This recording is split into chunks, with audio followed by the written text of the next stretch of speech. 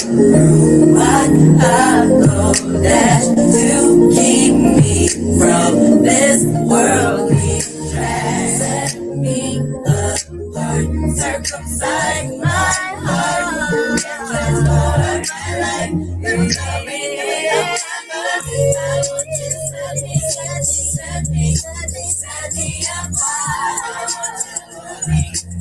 Okay, with anything that's hard, in me, guide my heart. And spirit and true. Spirit and true. Hey. Spirit and true. Spirit and true.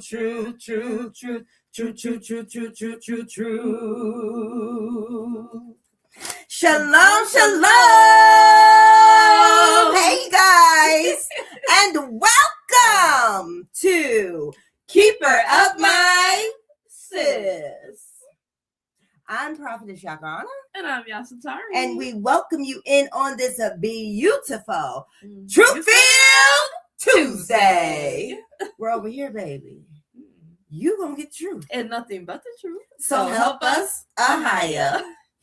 Shalom, y'all. How are you? Grand Rising. So good to be with you on this beautiful Grand Rising. For this is the day that YAHUAH has made. We will rejoice and be glad in it. And we gonna taste and see that YAHUAH is good. Pray that you're doing well on today. Hope you are enjoying life. Just looking and expecting the greatest to happen in your life. I pray that you're making things happen for your life. I pray that you're taking your life and actually being your authentic self and not trying to be like anybody else and walking in your greatness and walking in your power. That's my prayer for you today. That's my hope for you. That's my desire for you. That you walk in your fullness, that you walk in your greatness. Come on. We need you. Come on. We need you. Yes, we do. Nobody can beat you at you being you. You're the greatest you. There's none else like you. So be you, because we need you. We want your mind. We want your thoughts. We want your ideas. We want your creativity. What are you bringing to us? So bring it to help our earth be better, greater. That's what Father put us here for us to take dominion, to subdue, to be fruitful. And that doesn't just mean having sex and having babies. To be fruitful means to use your creativity, to be your authentic self, to bring goodness and righteousness to this earth. And boy, oh boy, do we need goodness and righteousness, don't we? Yes, we do. We need that. So bring it. We want it. We gotta have it. You weren't just created just for nothing. You were created for a reason. Woo. You're not just here by coincidence. Come on now. So use your power for good. Help your brothers and sisters. Help humanity. It's time. It is time. So I pray that you're having a wonderful day on today. And we are excited about this book that we've been reading, Black History, AF History, the Un-Whitewashed version. We're excited about this. It's been a baruching, and we're just, taking our time and going through that book. Because we've been given lies. We've never been told the truth. We've never been told, the things that have happened to our people. And although it's very disturbing, we need to know these things. We need to stop acting like nothing has happened or, that's just in the past. That's what they want you to do. We suffer from PTSD this day because of the things that our ancestors went through. We're still on the bottom by our oppressor. These people's foot is still on our neck. So we need to understand, and we need to have the knowledge of where we came from, what we've been through, and that way Father can spark us with ideas on how to get our people out of the condition that we are in. He's going to use you. He's going to use us to do it. But you got to know where you come from. They are not teaching your children, our true history. They're trying to wipe it away.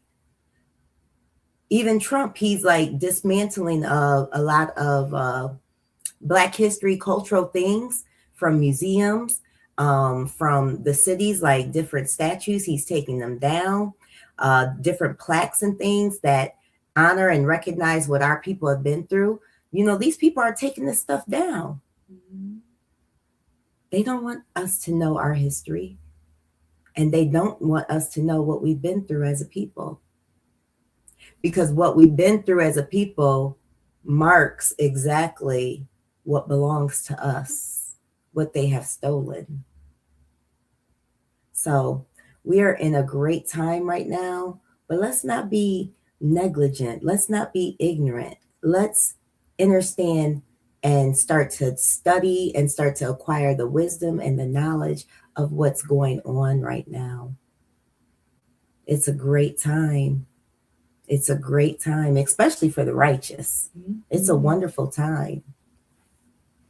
But we got to get the knowledge. We got to know who we are. We got to get the information about where our people come from, who we truly are. Because we've been given a lot of different stories, but we've never been given the truth. And now we're being given the truth. It's deep too. It's deep. We're not just the people that came over on ships. Now we understand that we are the indigenous of this land called America. Like we are the original people of this land called America. And that shouldn't be a surprise because most of us grew up with our grandparents telling our parents that we were Indian. Most of us grew up saying, oh, I'm Cherokee. Oh, we're Blackfoot. Oh, we're Wichita. I know that's in my family. That's what I was told when I was a little girl by my parent. So, you know, we're just not the people that came in on ships. We're the people that is indigenous to this land. It's not those weird Mexican, Siberian looking people. It's not them. This is not their land. They're immigrants too. And they made a tumult with who? The white man. To take our identity. That has happened to us twice. Boy, oh boy, we have been through some stuff. Our identity got stolen by the fake Jewish people, and our identity has been stolen by the Siberian Indians that call themselves Indians. Our identity has been stolen. Why? Why us? Because we're the chosen ones. We are the divine creatures. And the world knows it. And you should know it too. Who does the world copy after? Us. Our culture. Everything they steal from us. Everything they take from us. So you know it's got to be something amazing. They ain't going over there getting African culture. They getting African American culture all over the world. They want to sing like us, dance like us, look like us, move like us, cook like us, dress like us, walk like us, screw us. And in some parts, they want to be us. They're getting afros. They're taking melanin shots. But it's all about you, Negro man and Negro woman. You're not African. You're not from one of them African countries. You're not African. You're the original indigenous people of America. And some of us actually did come over on boats. But we're not African. We're a tribe Yahudah, Judah, and Benjamin. So we gotta understand we have such a thick history. It's almost unimaginable. It's almost like a fairy tale. It's that powerful and that great. So we're excited to bring all of this information to you. What's up with you? Yeah, this is an exciting time, and I love continuing to learn about our people, the Negro man and Negro woman, in our history, and from you know,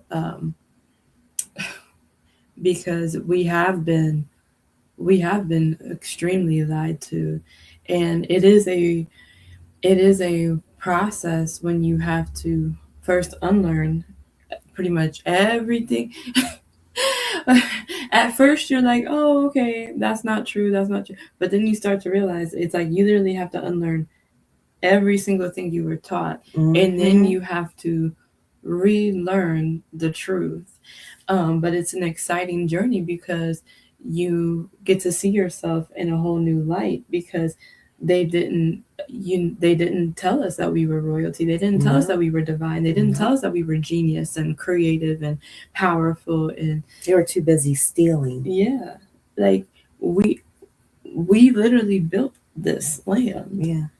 Off of the earth. Yeah, the whole earth. Yeah, we literally built the whole earth. It came from us. And the way that they have tried to silence that, the way that they have tried to demonize that, the way that they have tried to steal, manipulate, gaslight. One of the fun, fruitful facts, I'm going to kind of talk about that, but you're touching on it too.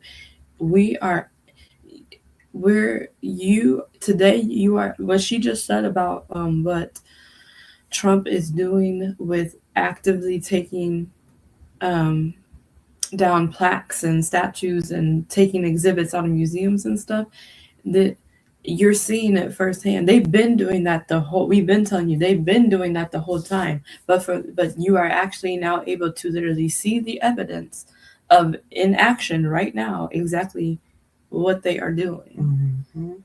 Another example is with the Olympics going on right now.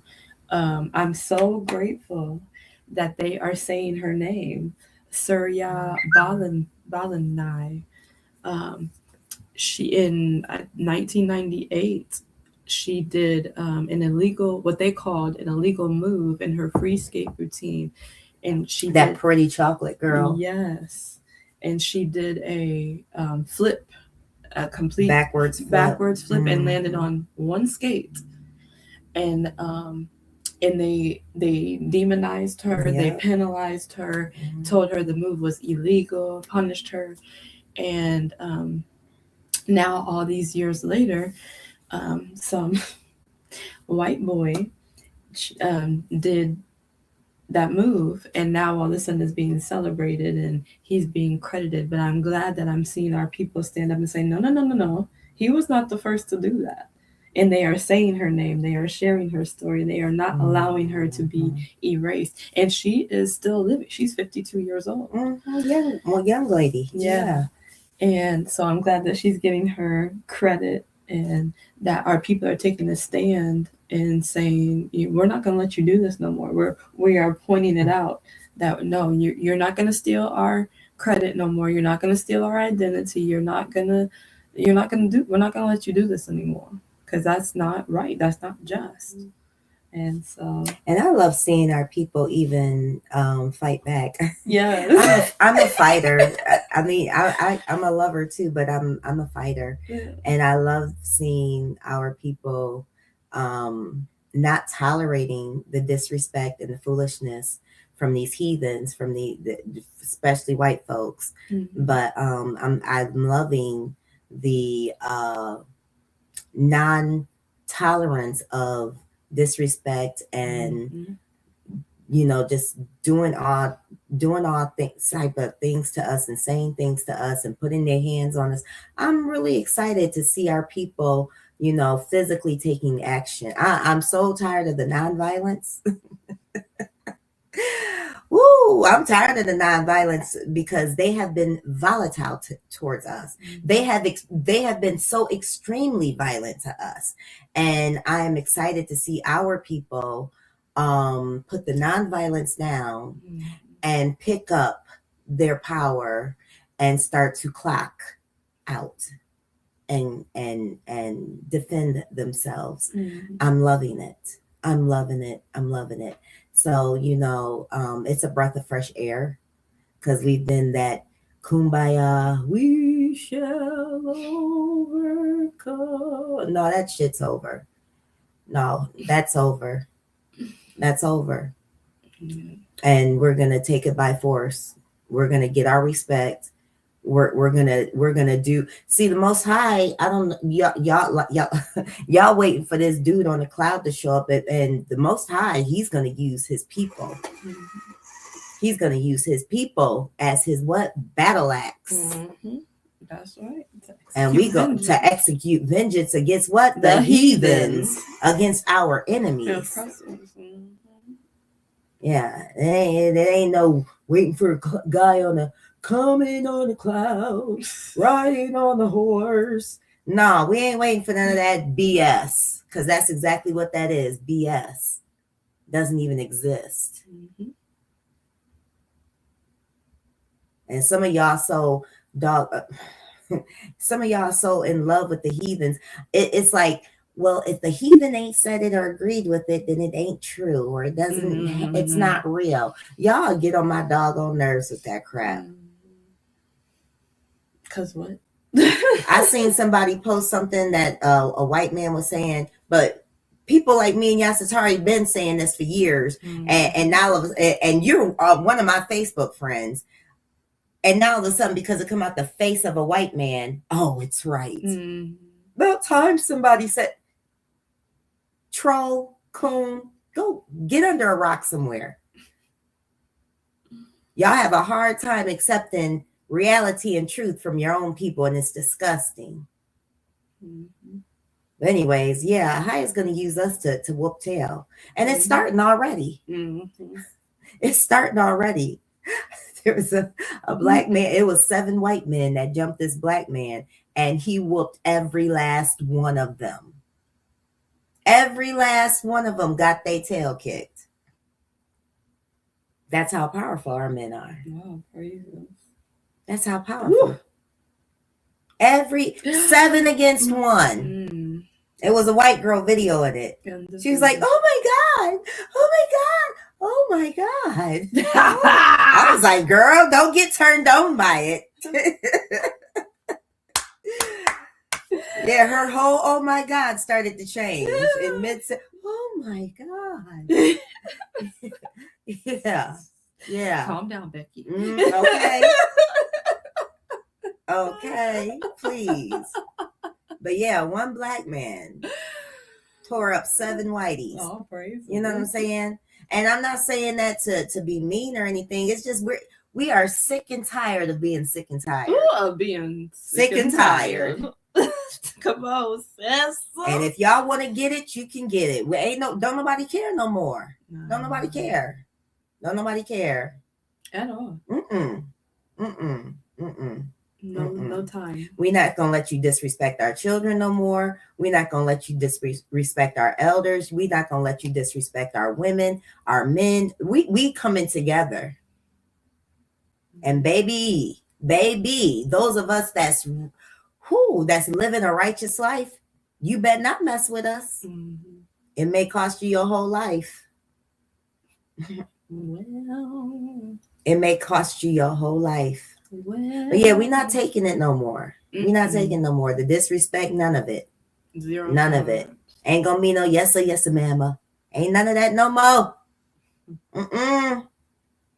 If you don't respect me, I'm not gonna respect you. This ain't Christianity over here. Sorry. I know that's what's embedded in a lot of y'all. This ain't Christianity. If you don't respect me, I'm not respecting you. That part. Yeah. That part right there. 100%. Because see, that's what Christianity has done. Christianity is so evil and wicked and so harmful to our people. It is. And that's why our people stay dummied down, and our people stay in this low woe is me state when it comes to the heathens, because it has brainwashed us to love who? Our enemy. Well, who's more of your enemy? Who's your enemy? And the thing is, we look at each other as the enemy. Instead of the real enemy. Instead of looking at the who? The real enemy. The real enemy.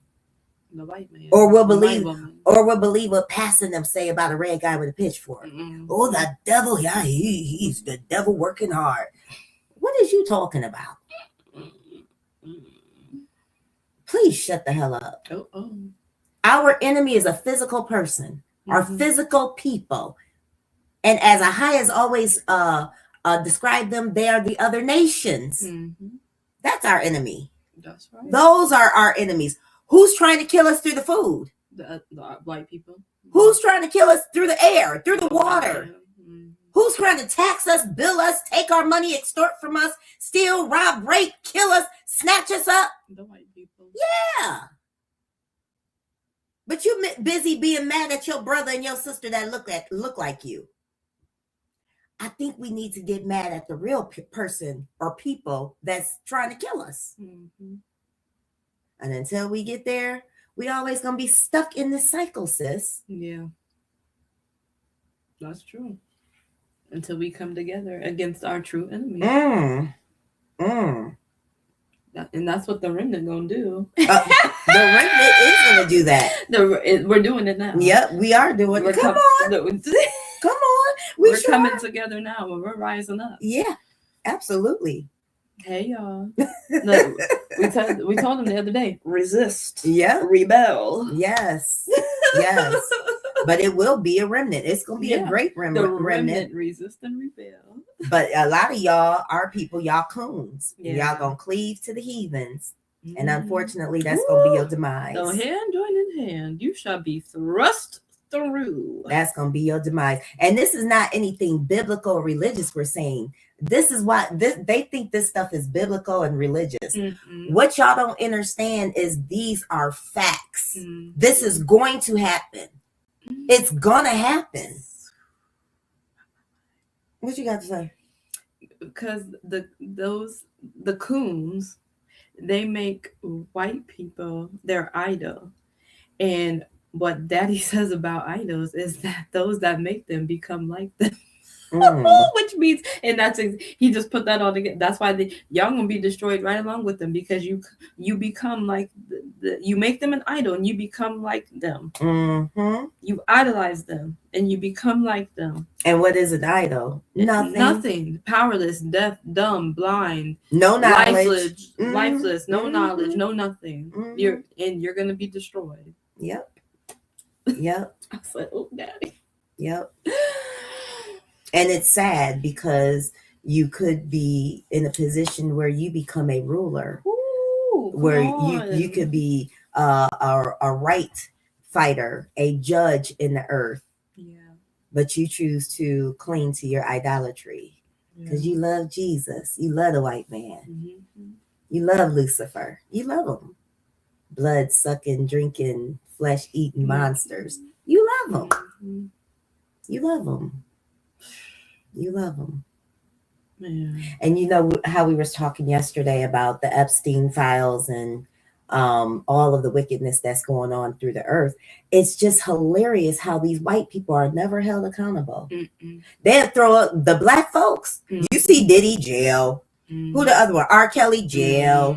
You know, they'll put our people and make an example of our people in a heartbeat. But they people never have to go to jail. They get to be free. They be on videotape messing with little kids, hugging and kissing, and the little girl trying to get away from them. And nobody ever goes to jail. White folks, they never have to get payback. They never have to. They never have to go to the pen for the stuff that they do. And they know it. That's why they do it. They know they're going to get away with it. And then they just get worse and worse to see how far they can push it. I don't think you can get any worse. But now it's at the max. To the point now, And that's how wicked this system is. So that's why y'all got to stop trying to act like this system is going to help you. It's not going to work that way. Do you understand that we're going to overthrow by violence? Y'all don't want to hear that. When has the system ever worked for us? Never. And it never will, because it wasn't created to work for us. It was always created to work for them. So yeah, that's the only way we are going to be completely, truly vindicated, freed up, and govern and sovereign ourselves is by putting them under the band. Yes. Permanently. Yeah. They'll never rise again. And it's going to happen. So you can stay in your little religious organization, your little assembly, you know, because some of y'all in these assemblies, y'all preach and teach the same thing as the Christians. You just change up the words and change the skin color. But you're all about loving your enemy. I mean, y'all love them. I'll be seeing it on Facebook. You have to love your enemy, and you have to love and these are coming from Hebrew people. Love the wicked, and you have to love the wicked and love your enemy. Really?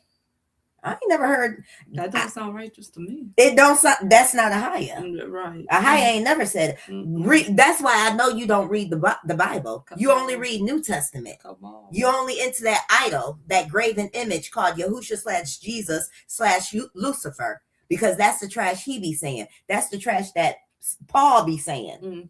Trickster Paul. Love your enemies. Do good to them that what? Despitefully use you. Lay your life down. Turn the other cheek. You have to die on the cross just like me. You have to be a martyr. Those that love their life will lose their life.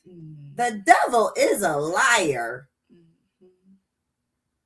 YAHUAH said he's going to give us life and life more abundantly. That's they didn't even see that's a contradiction right there. Because we were given eternal life already, immortal life already. Not something they tried to take it as something you had to strive for. It's already our inheritance. Come on. It's already ours. And they tried to sell it to us as some future thing that we had to earn. Earn by doing what? By allowing them to trample all over us. Yes, come on. Ooh. We had to earn our salvation by being doormats. Come on, sir. In servitude. That's why your ass still running around calling yourself a servant, you dummy. I'm a servant of Jesus. I'm a servant of the Lord. Yeah, Baal. Didn't we just learn? We just taught y'all this. You're a servant of the Lord, Baal. You're a servant, all right. It means control or something. We looked at it like owner. Owner. It means Baal means owner, master, owner. And not in a good way. No. Not at all. But Baal is a false deity. And that's exactly what Lord means. I'm a servant of the Lord. You're just cursing yourself. My. Because Christianity, like she said, gave you this false hope that you have to strive for eternal life, and you got to be good to those that hurt you. Instead of teaching you that you are a divine, eternal, immortal being of light, first creation, being of light. And instead of telling you that you can fight back. Hello, you can fight back. And like you said, don't tolerate disrespect. Zero the children, the true children of the Most High, we fight. We fight. We throw hands. And anything else we need to do. We do all of that. You better believe it. We don't just let you come in and take our children, destroy our families, destroy our community. No. And the remnant, y'all think the remnant gonna be kumbaya and then we're waiting on Jesus. No, the remnant gonna be some warriors, skilled, We can be anointed to lay hands. And I ain't talking about church lay hands. I'm talking about lay hands for real. Throw down. Come on. Executing, like she said, vengeance against the enemy. The heathens, our enemies, our oppressors. Yeah. All right. Did you do your fun fruit filled fact already? I had two. I just did one of them. Okay, go ahead. But the other one is about Miss Shirley Ann Jackson, and she is a Negro woman who will be turning 80 years old this year. And but she was born in 1946, and she is a physicist, and she helped develop the technology for caller ID, call waiting, portable fax machines, and the fiber optic cables. So, and she was the first Negro woman to get a doctorate degree from MIT, and the second Negro woman to get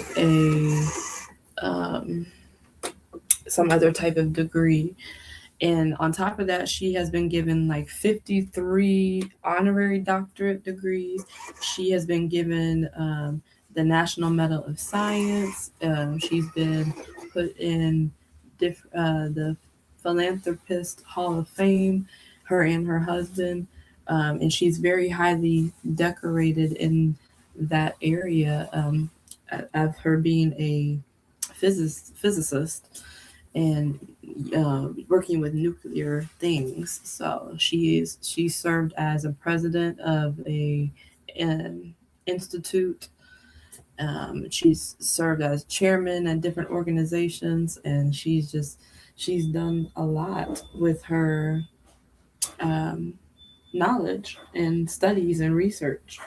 And like I said, all of that, that's how we have come to have fiber optic cables, call waiting, caller ID, when fax machines were a thing, portable fax, which I guess they're still used to some degree today, but just not as often, but they still are used. But yeah, she came up with all that technology and is a pioneer in that science area. Her name is Shirley Ann Jackson. Our people are great, and Shirley Ann Jackson is a staple, and it's extremely sad that our children don't know about the staples and the inventors and the powerful people that they come from. Mm-hmm. And so this is why a lot of our children idolize white people, because white people are put on a flat platform as if they've done something and contributed to this earth, when our people have done the most contributing. And Shirley Ann Jackson and many others are blatantly ignored, blatantly not taught to our children. Mm-hmm. And what a shame. But we are trying to change that. So when you guys hear these fun fruit-filled facts, please write them down and share them with your children. Share these things with your grandbabies. Mm-hmm. Share them with your adult children. Mm-hmm. Let them see and understand that we come from a strong, divine, come on, say it, victorious, can't be killed, can't be sieged, can't be eliminated history. Come on. Our ancestry is thick. Mm-hmm. Our blood is royal. Yeah. So share these fun fruit-filled facts with your family. Share them and let them know where they come from. Get these books like Black History AF, the Un-Whitewashed version. Mm-hmm. Get these books. I just took a picture of a bunch of books and that me and Yasatari have read. Well, not all of them we've read, but books that I've acquired, and sent them to one of my sons because he was interested in what I was reading. And I want my children to understand, hey, mama history is thick. Mm-hmm. Your history is thick. Mm-hmm. So you should learn about it and pass it down to your children. And so we appreciate Miss Jackson Yeah. for her contribution to the earth, not just to America, to the earth.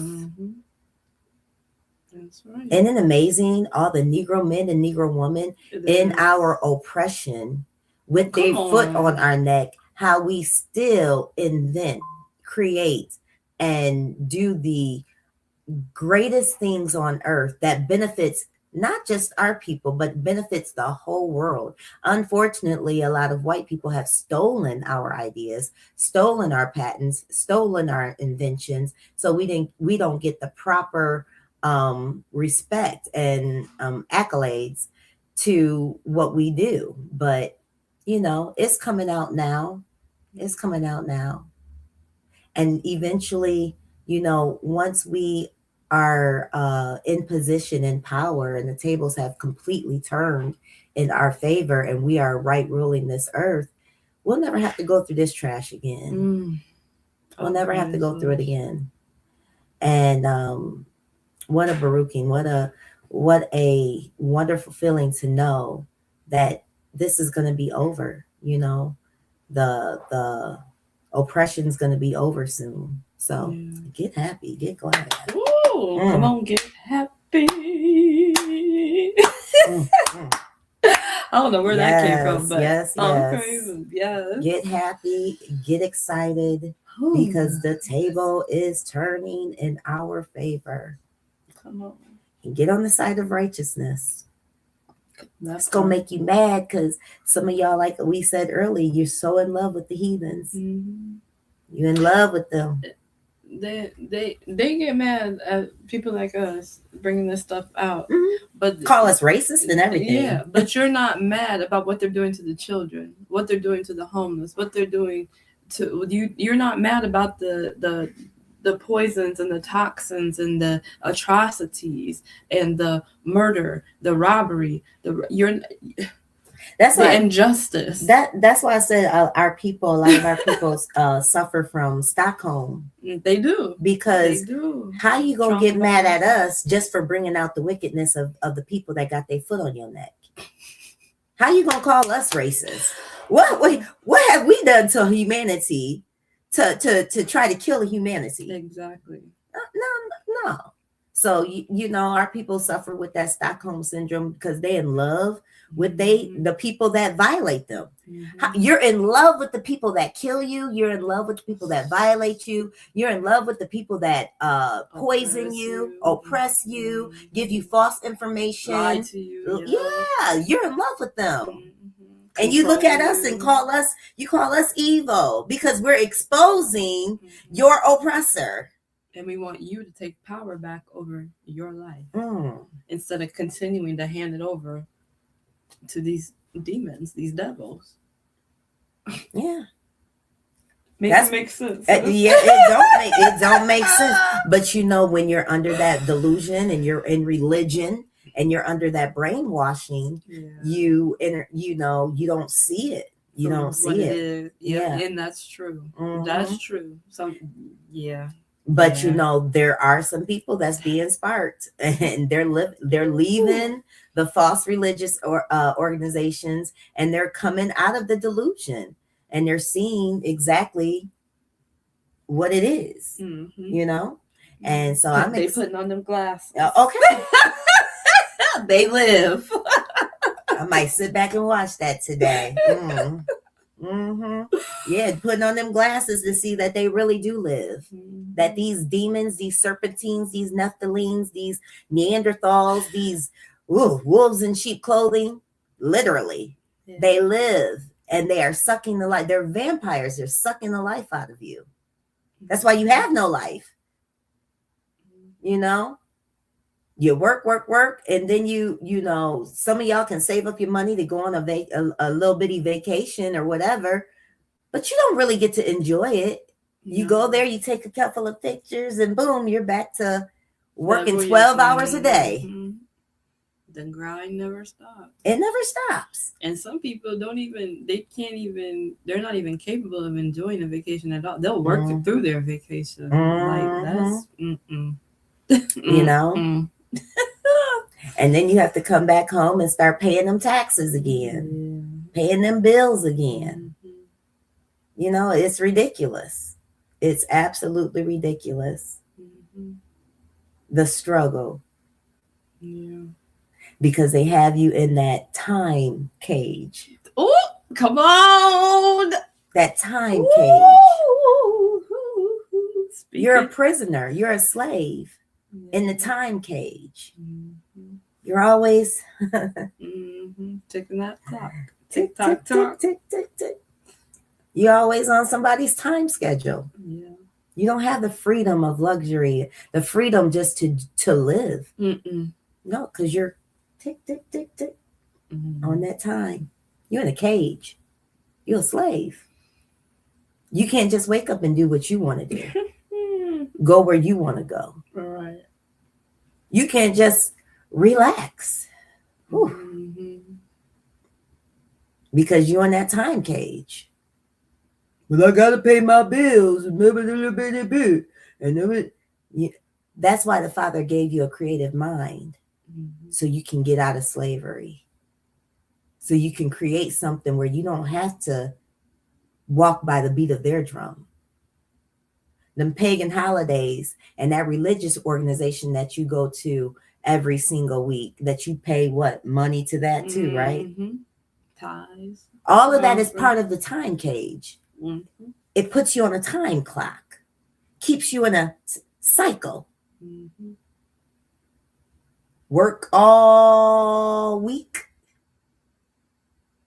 And then on the weekend, you can't even enjoy your weekend. Because you're weakened. Come on. You're weakened on your weekend. I'm so tired. I bet you is. I bet you is. Because you're working for your oppressor. And you're weakened on the weekend. But then you still got to go to the religious organization, don't you? And give your money to them. And your time and your energy. And then the process starts all over again. And this is your life. Wow. Before they throw dirt in your face. And say, oh, you was a good person. Some of y'all won't even go on the ground. Some of y'all go in the hamburgers and in the chicken filet sandwiches. Oh, I ain't lying. No. I ain't lying. Them graveyards is sketchy. Yeah. I've been living in this area, Sandusky, all my life, and I ain't never seen no new graveyard go up. And it be people dying all the time. Oh yeah, more now. And them graveyards were already packed. So where are all these bodies going? Exactly where you said they going. And the ones y'all think being cremated. They don't get they don't want the organs, because when a cadaver or a body is dead, the organs ain't no good no more.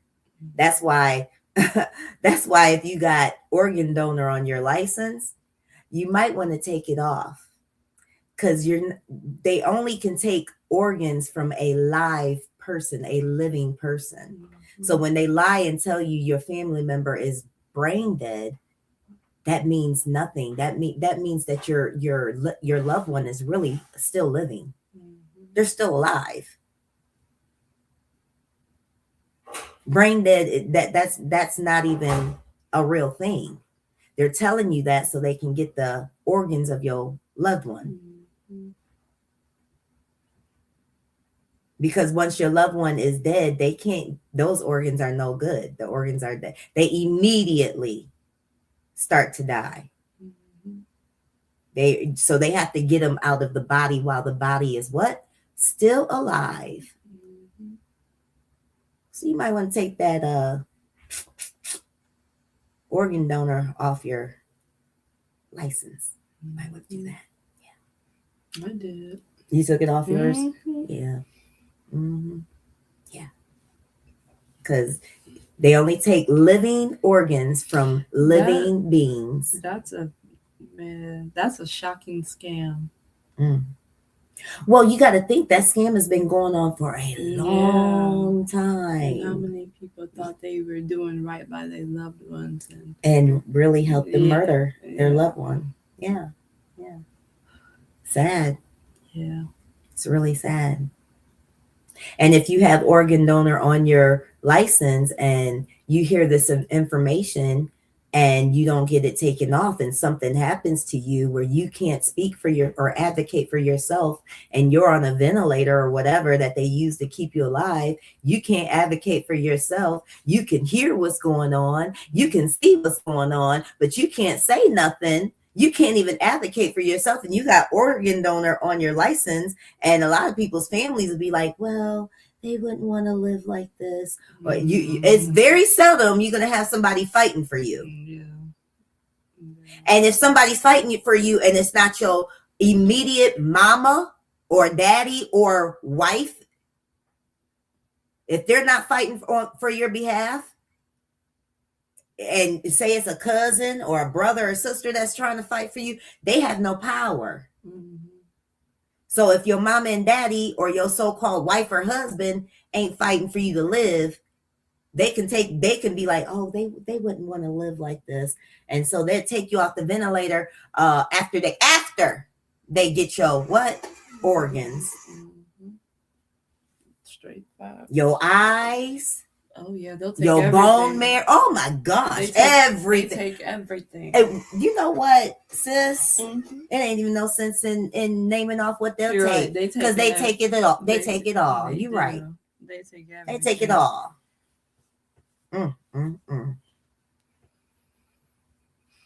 So yeah, I advise you take organ donor off your license unless you don't care. You know, some of y'all don't care. So you know, hey, it is what it is. And reiterating what you said, also, as far as getting affairs in order, you know, having power of attorney for the, you know, make sure while you are able to, you know, find someone that you can trust and tell them and get it in writing, get it legally, medically, you know, all that, whatever you have to do, so that like she just said, that if you don't have a parent or a spouse or somebody, you can still, if you have somebody you can trust, you can legally go through the process of appointing that person that you trust to be able to make those decisions and fight for you when you can't do it for yourself. So. And not only even if you have a mother, father, husband, or wife, you still want to get do you want what you want done, or do you want to leave it in their hands? You're right. Shit. No. Too. I'm a get what I want done, legally done, put in a will or trust or whatever, and they have to abide by my wishes. By my wishes. Even if you got a husband, wife, or mama, daddy, whatever, don't leave it in their hands either. Because a lot of times they may not make the decision that you want them to make. Now, like I said, some of y'all like, well, I don't care if I'm, you know, if I'm on a ventilator or whatever, just let me. Okay, that's you. But then there's some that's like, because there have been many people on ventilators that came back. Many. And there's been many people on ventilators that could have came back and didn't come back because guess what? They was murdered. The doctors would tell the family, oh, they're not going to come back. You know, the doctors purposely say stuff like that because they get thousands and thousands of dollars for each organ. So of course they're going to come and tell you, oh, we can't, there's nothing we can do. Hell, that one body, they about to get about $1 million. There's nothing we can do. And y'all dummies sit up there and listen to these that's crazy murderers. So that's why you all need they're to looking at is a paycheck. Oh yeah. That's why you surround yourself with people that you know that's going to advocate for you, that they're loyal to you and you're loyal to them, and that y'all on the same page. If anything happened, they gonna fight for your life. I thank the Most High for her, and vice versa. because I know if anything happened, her and my husband, they gonna fight for my life. Absolutely. They gonna fight for me because they know me. Yeah. And vice versa. I'm gonna be watching, peeping, everything. Like, play if you want to. So if you got somebody that's in your life and they may not even be blood related, get your affairs, like she said, get your affairs in order. If you trust that person to do the right thing, righteous thing, and fight for you, yeah, you put them in control. And like you said, make your wishes known. Make your wishes known. And then they have to abide by that. And then, like you said, and then make your wishes known, and then make sure you have those people that can fight for you too. Yeah, absolutely. Because you can't always count on mama and daddy, husband or wife, children, brothers and sisters. No, you can't. No, honey, because some of them is sinister as hell. Listen. I wouldn't trust it. My. Man. All right, sister. We've been having a good little chat. It's been awesome. But we love you all, and we just want you to, be fully informed. This is stuff our people need to talk about. They don't talk. We don't talk about this stuff. That's right. And then when something do happen, then all crap hits the fan. When it could have been avoided. Exactly.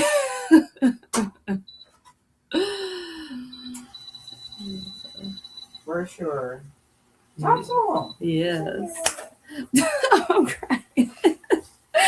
But yes, so sit down with your families, talk about these things, and it's time to elevate. That is a good way to elevate your thinking, and remember that you are an eternal, immortal being, and fight to live. Fight to live. That's right. And live abundantly. Yes. Don't just live abundantly. And part of that living abundantly is taking care of your body, eating healthy, exercising, getting fresh air, keeping your vibrational levels high, lowering all the stress, getting good sleep at night, putting yourself around people that are high vibrational beings, putting yourself around people who are creators, you know what I'm saying, that have things going for themselves. And you just want to make sure that you're doing your right by yourself. You want to make sure that you are pouring into yourself, self-care, and these are things that we haven't been taught. We ain't been taught by our parents, and we haven't been taught, of course, through religion or through education. Self-care, self-awareness, self-creativity. And it keeps you vulnerable. We haven't been taught that, because in those moments, it keeps you vulnerable and you're an easy prey. You're an easy target. Say that. Like you said, the doctors are straight out lying to you, and you don't know any different. Come on, say that. You don't know. They know. Yeah. And the things that the doctor could tell you to heal your body, they don't tell you. What's the first thing they do? Push their medication onto you. They're being real slick. There's a commercial for some type of pharmaceutical something, and they're slowly slipping it in. They're no longer saying talk to your doctor. They said talk to your prescriber. Talk to your when I hear it again, I'll let you know. But yeah, they're slowly even phasing out the word doctor, and say, talk to your prescriber. Because that's what they do. Mm-hmm. That's what they do. That's what they do. Talk to your drug dealer. Mm-hmm. I mean, prescriber. And while we're on this whole medical thing, I didn't even get a chance to tell you this yet, but a lot of times now these medical places, they have apps and like called My Chart or different couple other things. Yeah. And where you can log in and you can manage your appointments and things like that. But one of the things you can do is, now that everything is digitized, you can actually see what the doctor writes about you. Now listen, and they will lie. They will lie. They will lie. Because I went in yesterday after an appointment and found out. Now this doctor did not we like how we're sitting in a chair and stuff. That's how it was the whole appointment. There was no, like we've said before, they didn't look in the eyes and stuff like that. Like before the doctor came in, of course, they put the little thing on your finger, take your blood pressure, maybe take your weight, but other than that, they're not doing like they did back in the day where they're looking and touching and feeling. But that's what they wrote in my chart. I'm like, how can you even know this information and write this in my chart if you didn't even examine me? And this is what they're doing. So pay attention to this stuff. Wow. Yeah. That's very sinister. Yeah.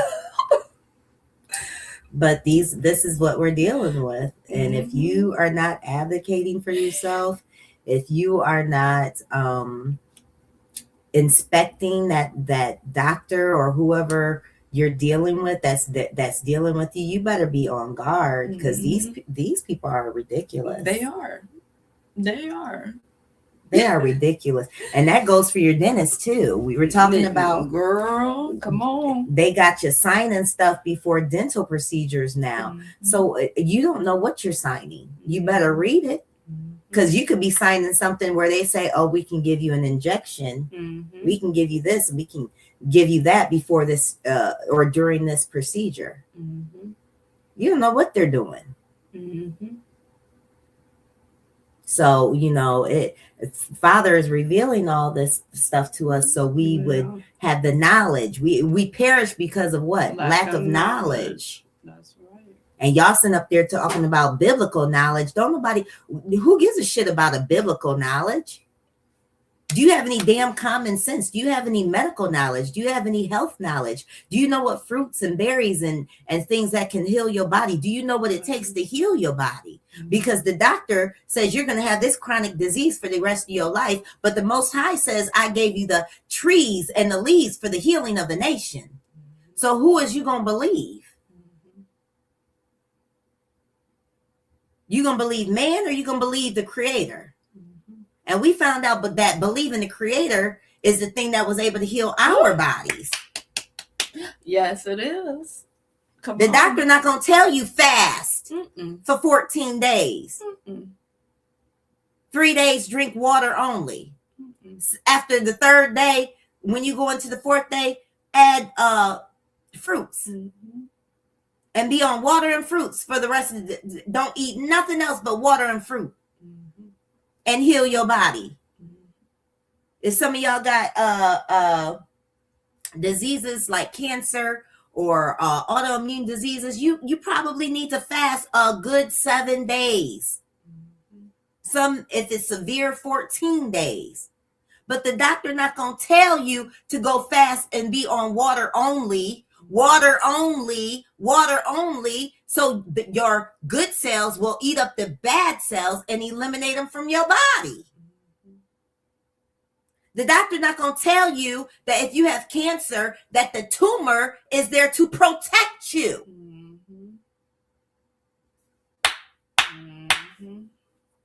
See, now they don't even want you saying the C word on here, because all of the information about how to heal it holistically is coming out. They don't even want you to tell this type of information. They don't want you to know you can heal your body. Of course not. We telling them how to heal it now. Mm-hmm. They don't want you to know. They don't want you to know. But the doctor tell you, oh, we got to do a biopsy on that tumor. Mm-hmm. Why? Because when he wants to cut the tumor open, he gets more money. Mm-hmm. When you're taking chemo and radiation. They get money for that. So they want you to go have a biopsy. They want you to cut the tumor open. So guess what?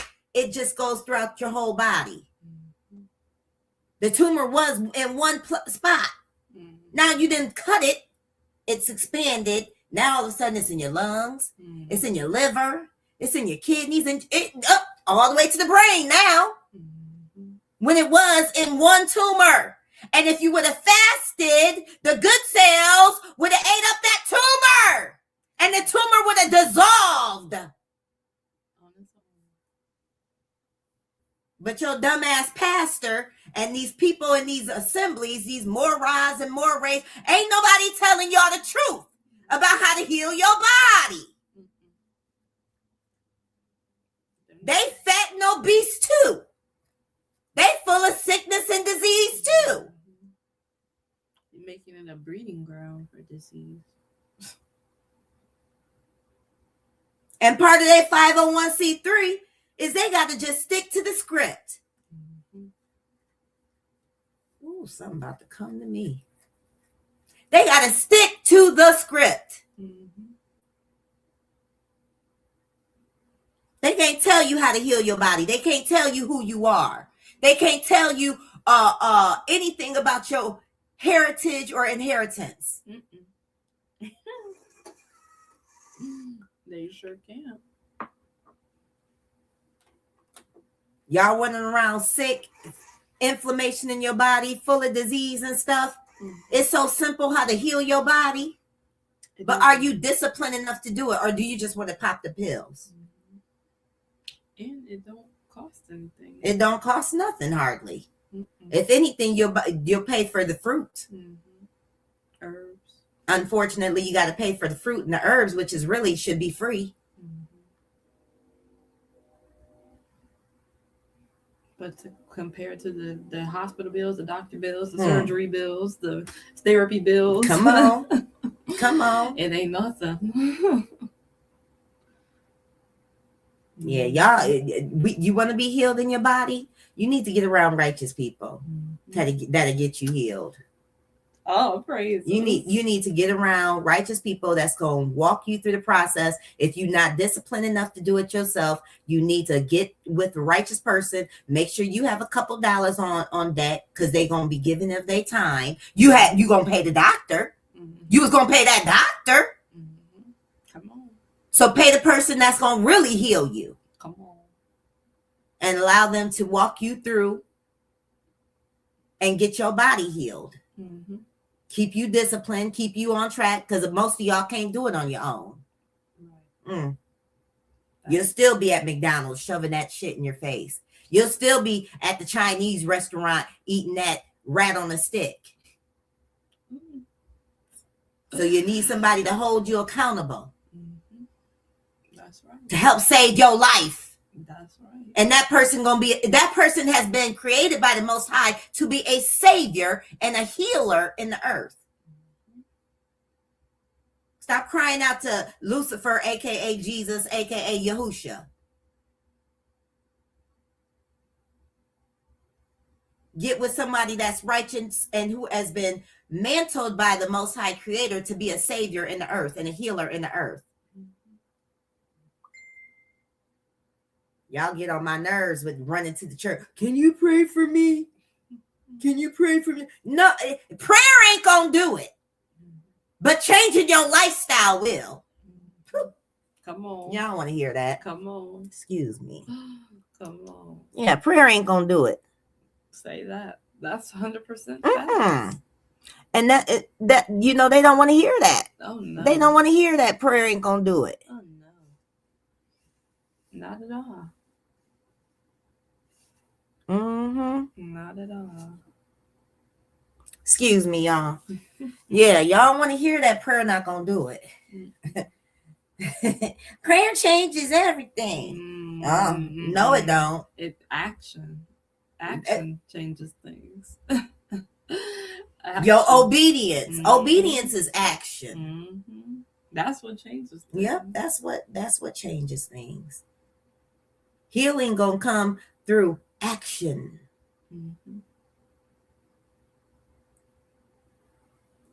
Salvation gonna come through action. But they don't want to take the action. That's the thing. Like you said, they don't speak up. They don't want to take the action. They don't want to have to be accountable for taking any type of action. That's why they content on waiting for that man in the cloud instead of it. Just like you said, we have to fight to get our inheritance back. Well, you have to fight for your life back. You have to fight to be free. You literally have to fight to be free of disease and ailments and all these things because it's constantly coming at you. And if you don't fight back, then you're gonna succumb to it. You have to take action and fight back in every single area. Yes. What she said. Like we've been they're poisoning the air, they're poisoning the water, they're poisoning the food. The medical system is trash. So you have all that working against you. So you have to do something to counteract that. Yes. Or else it will overtake you. You can't just sit and do nothing. Come on, sis. Come on. It's in your hands. Come on. Your healing is in your hands. That's right. Take it by force. And if you can't, like I said, if you don't have the discipline to do it, get with the righteous that does have the discipline to help you do it, to make you do it. Because it is uncomfortable. It does take structure. It takes discipline. It takes self-control. Yes, it does. Or you can sit back and continue to pop that pill and be miserable and get all them side effects. So you have to pop more pills. Yeah. Go ahead. Thank you for holding me accountable and helping me stay disciplined and consistent. Because that's what I needed. I know I needed that. Because I couldn't do it on my own. I tried and failed many times. But I'm grateful for my sis. All praises. And her and the accountability, the consistency, the discipline, the dedication. All praises. Yes. That's some good stuff. All praises. That was awesome. Okay, y'all. Well, we about to praise and worship. Praise and worship. Praise and worship. Praise, praise, praise, praise, praise and worship. Yes, we are. Our favorite. Yes.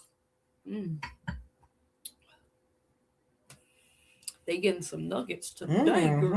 I'm edifying myself. It's girl, you edifying the both of us. If ain't nobody else edifying, we edified each other, honey. Woo! Yes. Let's go.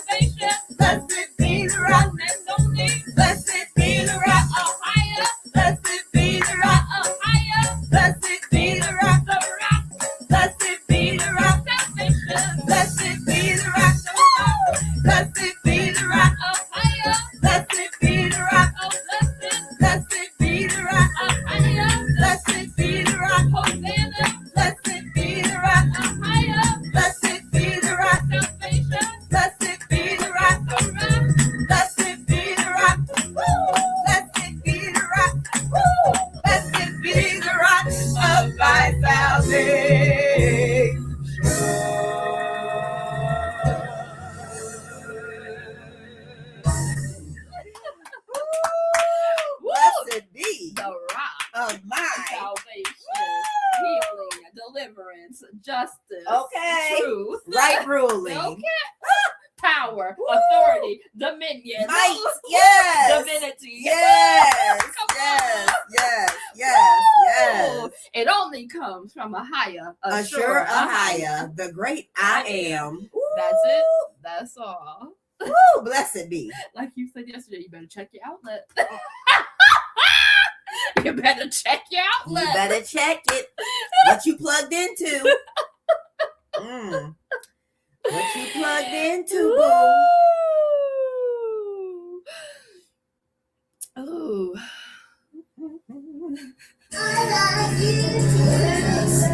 When you start to make music,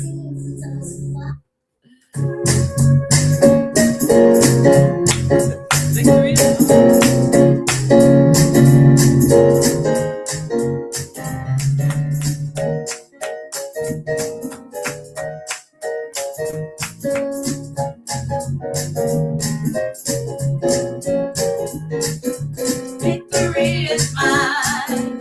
Victory is mine. Victory today is mine. I told Satan, get me behind. Victory today is mine. Victory is mine. Victory is mine. Victory today is mine. I told Satan, get thee behind. Victory today is mine. Victory is mine. Victory is mine. Victory today is mine. I told Satan, get thee behind.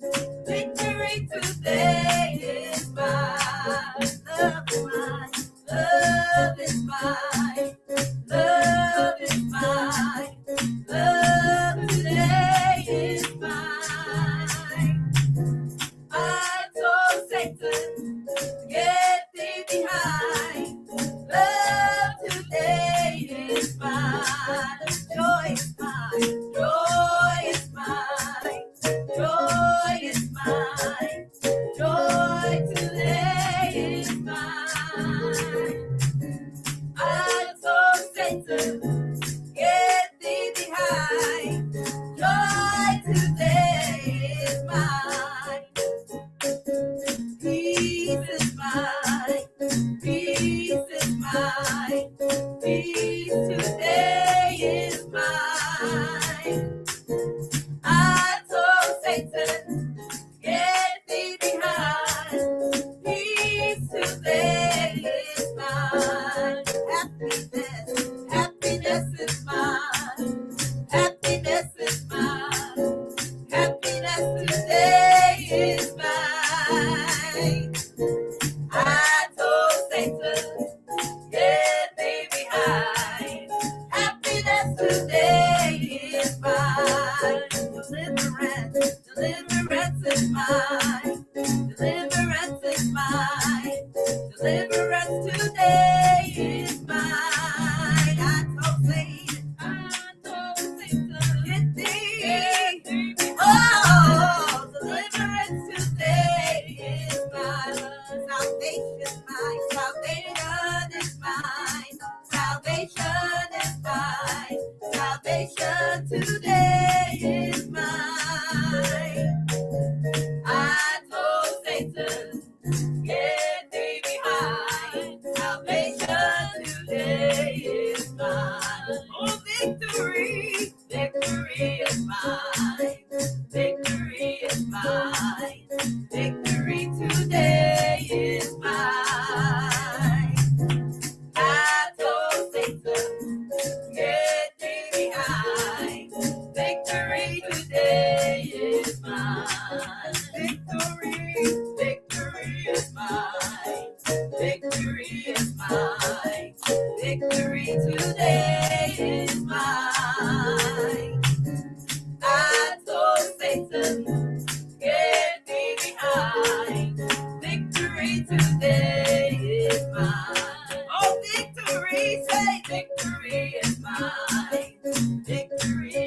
mine.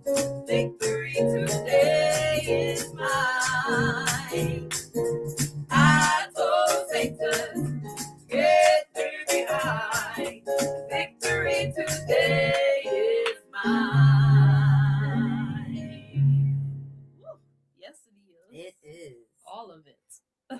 Mm-mm. All of it.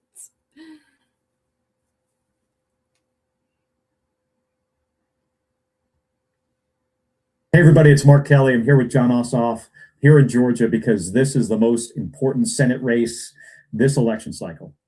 And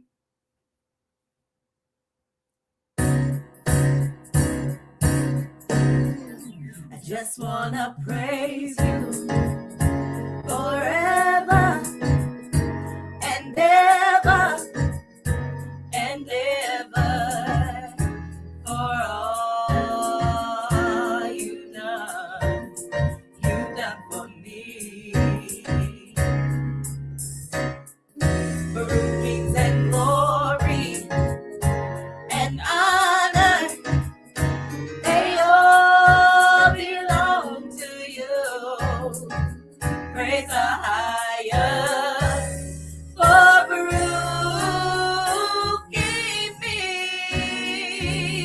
Said I just wanna praise you forever, forever and ever and ever and ever and ever for all you've done for me. For kings and glory and honor, they all belong to you. Praise the higher, for Baruch King,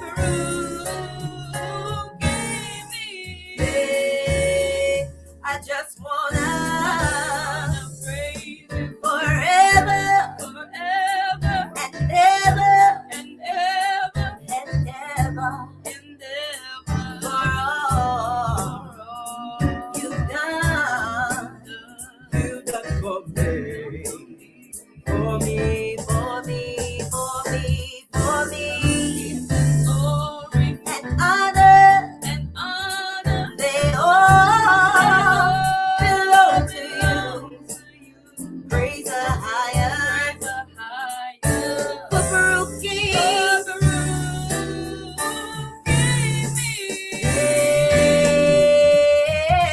I just wanna praise you forever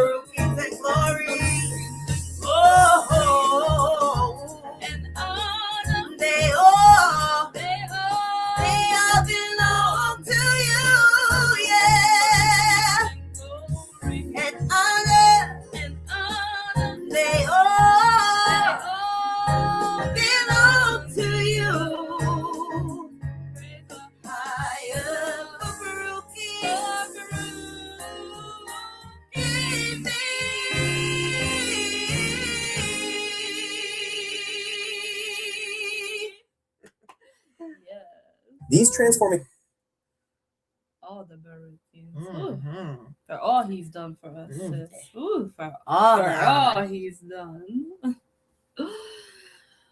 Ooh. It belongs to you, Daddy. Yes.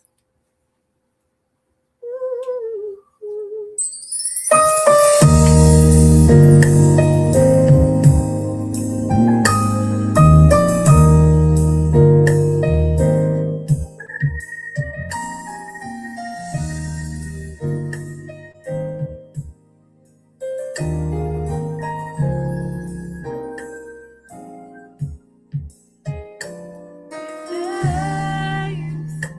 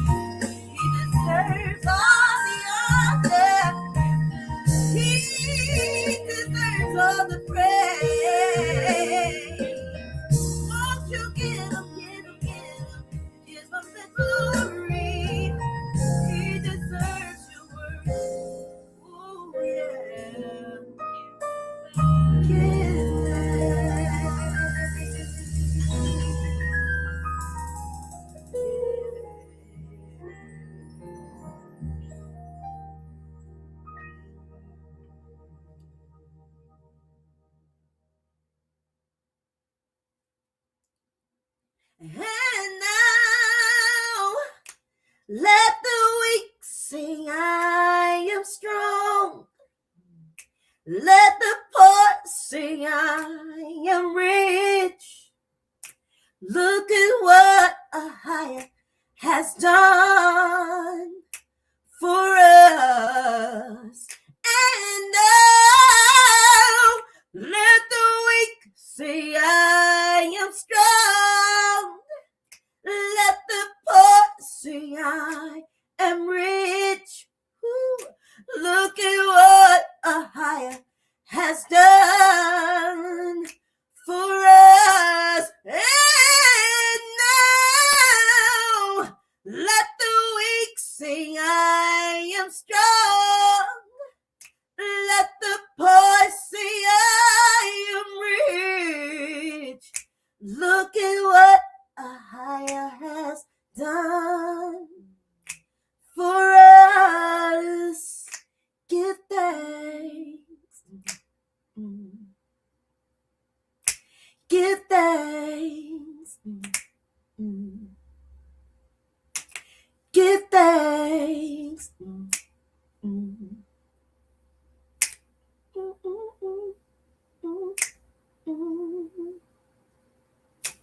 Give thanks. I'm grateful, Daddy. Thank you. I'm so grateful. Look at what he's done Look at what he's done for us. Woo!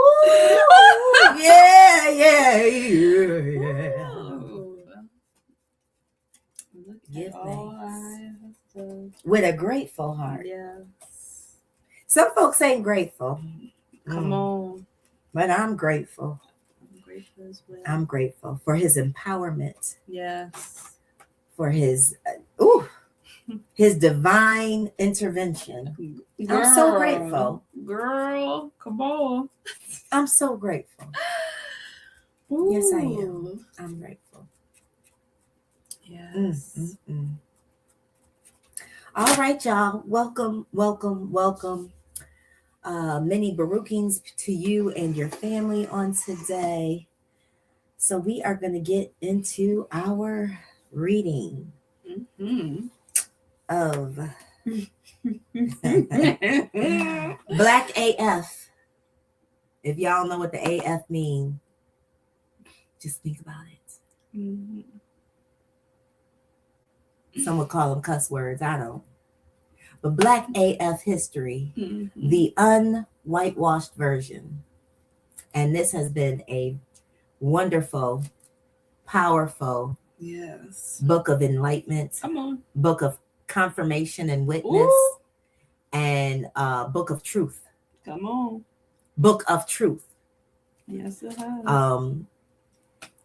This book, I recommend you get this book, and I recommend you to get How to Make a Negro Christian. Oh, yes. Y'all really need to get that book too. We did read that book. We did. And it was absolutely amazing. It was. Those are two books that we recommend you to get because it gives the backdrop of the satanic religious organization that was created by man. Christianity was created by men. Okay, evil work. Come on. And it gives you the backdrop of how Negroes were made what? Christian. Now, if our ancestors weren't Christian, why the heck are we Christian?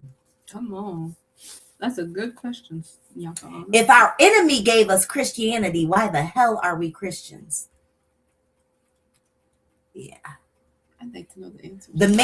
Okay. You'd like to know the answer? I'd like to know the answer too. The people that put you in slavery gave you Christianity. Beat it into you. The same God, false deity Jesus that they pray to, your enemy that hates your guts, they want you to pray to the same God and call that false deity your God. So you and your oppressor, the people that hate you, the heathen nation that hates your guts,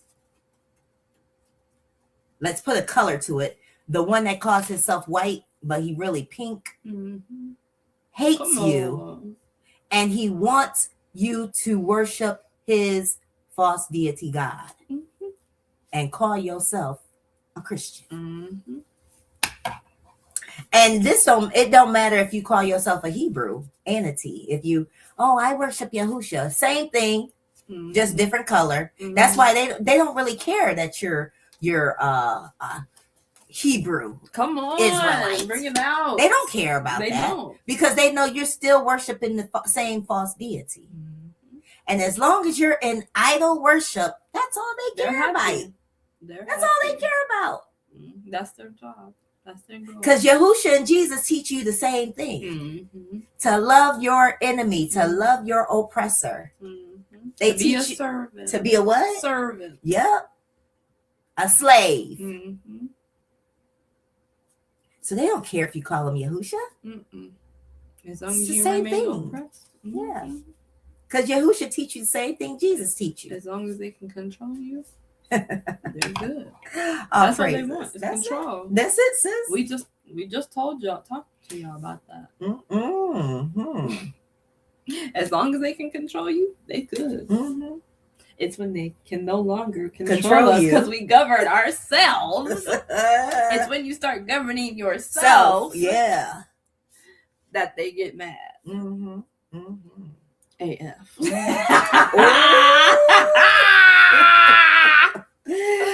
Ooh, say that. Say that. Don't they? Oh yeah. All praises. All praises. All praises. See, this is why they don't want women to walk in their power either. Ooh. They have to. This is why they put the strong delusion. See, I don't even want to go there because it's going to be part of our lesson. Yeah. But this is why they put the strong delusion on women, right? They have to put a strong delusion on women because women are we're very spiritual.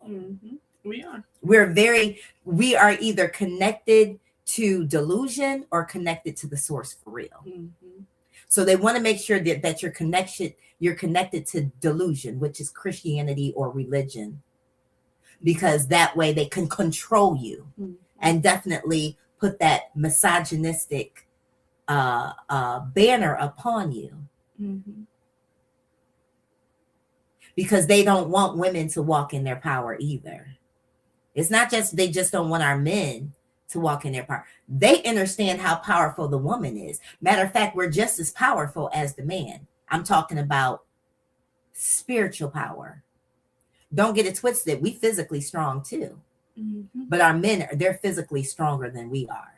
But spiritually, the woman is stronger than the man. Spiritually, the woman is stronger than the man. Physically, the man is stronger than the woman. Right. When we come together. Woo, girl, unstoppable progress. That's why you men need to be in the gym, getting your body right, getting your health right, so you can be spiritually in tune with your woman and physically in tune to handle business. Come on. We are a package deal. We are the package. First creation, divine beings, we understand this. We already have the understanding of the masculine and feminine divine. And we know that they go what? Hand in hand. He didn't make us separately. Woo! No. Like second creation. No. He didn't make us separately like second creation. He made us at the same time. Yes, he did. Yes, he did. Come on. Yes, you know why he made us at the same time? Because we don't work separately. It's together. He made us at the same time for the same purpose, to work absolutely just like what you just said. Together. Come on. We are dysfunctional separate. We are powerful together. And who knew that? The heathens. Our oppressor. They said divide and conquer. And so what they use, a tool to separate our masculine, divine, royal kings from us, they use religion. Mm-hmm. They do. What? They do. What are you talking about, Yahca'Anna? You go into the black religious organization and you will see nothing but who? Women. Silly women. Mm-hmm. Not just any women, silly women. Silly women. Mm-hmm. Silly women. Mm-hmm. Worshipping one false pastor up there. Mm-hmm.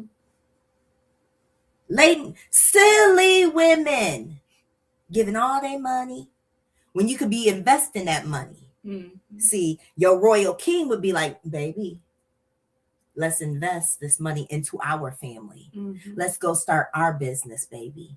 Mm-hmm. Let's put half this away for our retirement, and let's put a quarter of this away for our children and their education. But they use religion to destroy the foundation of the Negro man and Negro woman relationship. How many divorces is in the church? Good googly woogly. If religion was so great, if Christianity was so great, why everybody divorced? Not just the members, the pastors, the ministers, the elders, the bishops, the deacons, the missionaries, the evangelists, the prophets. Why are they all divorced? Many multiple times. But Christianity is so great. It just brings everybody together, right?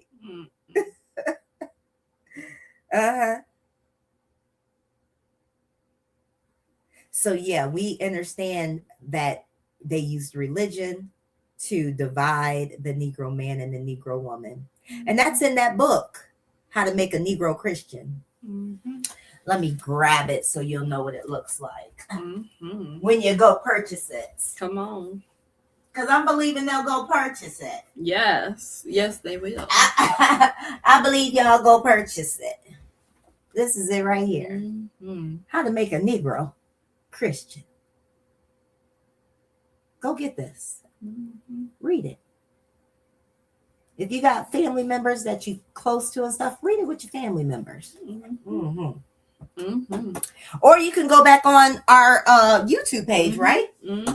You can go back on our YouTube page and listen along. Listen along. Go find that part. We didn't read it in a day. I think we did it on Tuesdays, right? Mm-hmm. We did it on Tuesdays. So it's in several different parts. All you'll be able to find it. Mm-hmm. All right, sister. Let's read. All right. Here we go. Chapter 10. Whites Gone Wild. Oh. Uncle Rob explains separate but equal. Your mama, if you forgot to take the chicken out of the freezer. I don't want to pat myself on the back, but you got to admit that's a great answer. My response easily beat out the previous mundane answers such as Candyman, the police, and the principal. If there was an all-black version of Family Feud, I'm sure it would have shown up among the top 5 answers on the board when the host said, name something all black people should be afraid of. This was not a game show. Instead, I was sitting among a group of my friends, neighbors, and play cousins at an ancient African-American ritual of respect known as a setting up. I was supremely confident in my witty reply until someone posed a question to my Uncle Rob, who just happened to stroll by with the classic South Carolina setting up plate. A piece of chicken, a spoonful of green beans, yellow rice, and a slice of pound cake. Ooh, that sounds good. Hey, Uncle Rob, my cousin Fred said, while simultaneously I love yellow rice. Offering Rob a nip. Name something that all people should always be afraid of. Rob didn't even pause or look up before demonstrating why he held the title of Harriet Family Sage. I knew my response would soon be forgotten when he began giggling to himself in his traditional Uncle Robian way, pushing wisps of air through his teeth like a tire leaking air. If he had a microphone, protocol would have dictated that he drop it when he lifted his head towards his assemblage of nieces and nephews and offered his contribution to the conversation. Sauntering away with his cup, his cake, and the number one answer on the board, Rob declared casually, almost too nonchalant, to believe his response was unrehearsed. An American. You want to know something about history? I'll tell you about history. I taught my little nephew everything he knows. We were sitting here talking, and he said he had to run to the bathroom. I could tell by the look on his face and the sound coming from his stomach that he was going to be a while, so I figure I'll help him out. You know he's lactose intolerant, right? That boy get the bubble guts more than a vegetarian lion. Oh, he's talking about post-Reconstruction. Bruh, if you want to know what happened after white people started acting the fool, sit down and let your Uncle Rob tell you what you need to know. And you know your Uncle Rob gonna keep it real with you. I see he told my little joke up there. I better be getting some royalties from that. And I know it might sound a little unpatriotic, but you're probably one of those people who conflate being an American with being a citizen. It's not the same thing. Americanism is an ephemeral, ever-evolving status that historically can only be bestowed by white people. He probably told you about how the 14th Amendment established the legal definition of citizenship and explained how it gave black people the same rights and privileges afforded white people. Now, that's what the books will tell you, but that's just a bunch of white nonsense. I tell you what, go buy yourself one of those officially licensed Lakers jerseys and see if they will let you play with LeBron. They'll look at you the same way white people looked at black folks when we demanded our rights way back in 1865 or 1965 or 2005. Nah, son. For most of this nation's history, let me tell you how this country defined American. Not black people. That's right. Ever since the white lion dropped Angela and them off in Jamestown, the subjugation of black people has been more common than democracy and more powerful than that little constitution those white folks are always raving about. That was written for them, and that's not a historical interpretation. It is an inarguable, objective fact. Did you write this book, sis? I wish. When it comes to the history of folks who look like us, there's two things I know. When it comes to singing, Frank Sinatra can't hold Luther Vandross's Jerry Curl Juice. And that white supremacy in this country's white supremacy is this country's most dominant trait. That's a fact, Jack. Man, you don't have to believe me. Just look at what they wrote.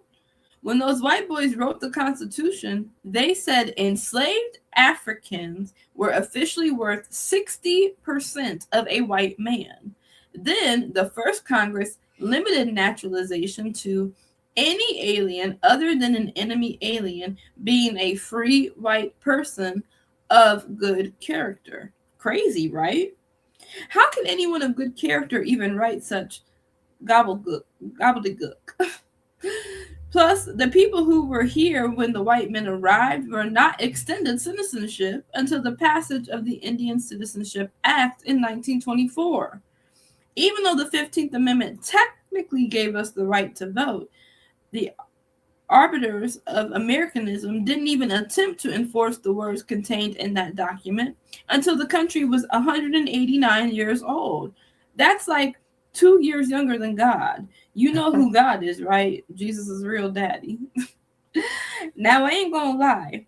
I like the Constitution. It's a wondrous document that offers freedom and liberty to all Americans. But while the eruption of post-Civil War racial terrorism was unconstitutional, it was not illegal for all intents and purposes. Laws are just words unless they are enforced. You are supposed to be arrested, tried, and punished for breaking laws, right? So why didn't most of the white supremacist groups that attacked black citizens ever face any consequences Didn't we just talk about that? for their actions? Yes, we did. Oh, they never face consequences. They're of going their to. actions. Don't get it twisted. They're going to. They just haven't yet. But yeah, they don't hold themselves guilty. Just like they they just shot a police officer just fatally shot a pregnant black woman. And some police officers also jumped on a little 9-year-old boy who actually came into the police station for help. Wow. Yeah. And they hold themselves not guilty. That's why I applaud that man for unaliving, one of the sheriff or the deputy for unaliving his son. I don't know if he got the one that actually did it, but he got somebody. Mm-hmm.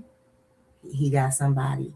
And, at this point in time, I'm not mad about it because I'm not mad about us raising up and taking vengeance and justice into our own hands, because they will never, ever give us justice. They will never vindicate us, ever. If they would, then we would be on top right now, because they would have paid us back for the atrocities that they've done to our ancestors. And we would still be getting paid back. Like the fake people that call themselves Jews and are not Jews, but are of the synagogue of Satan. Their people still get paid. They don't even work jobs. They build communities. They have whole communities all throughout America, especially in New York. They have whole communities, and none of them work. Guess what they live off of? Government assistance.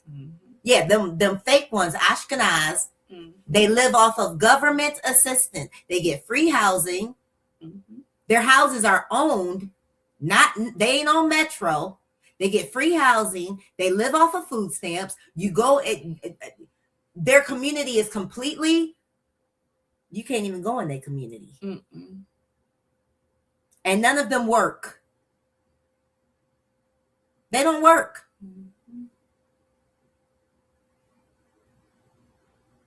Because they're living off the reparations that the world has given them to their ancestors, their great grandparents and stuff. They're living off those reparations. They get those reparations every single year.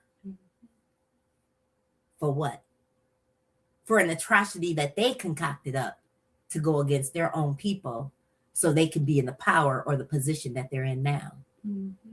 That's why that thing that they did in Germany with them, that's why it's not biblical.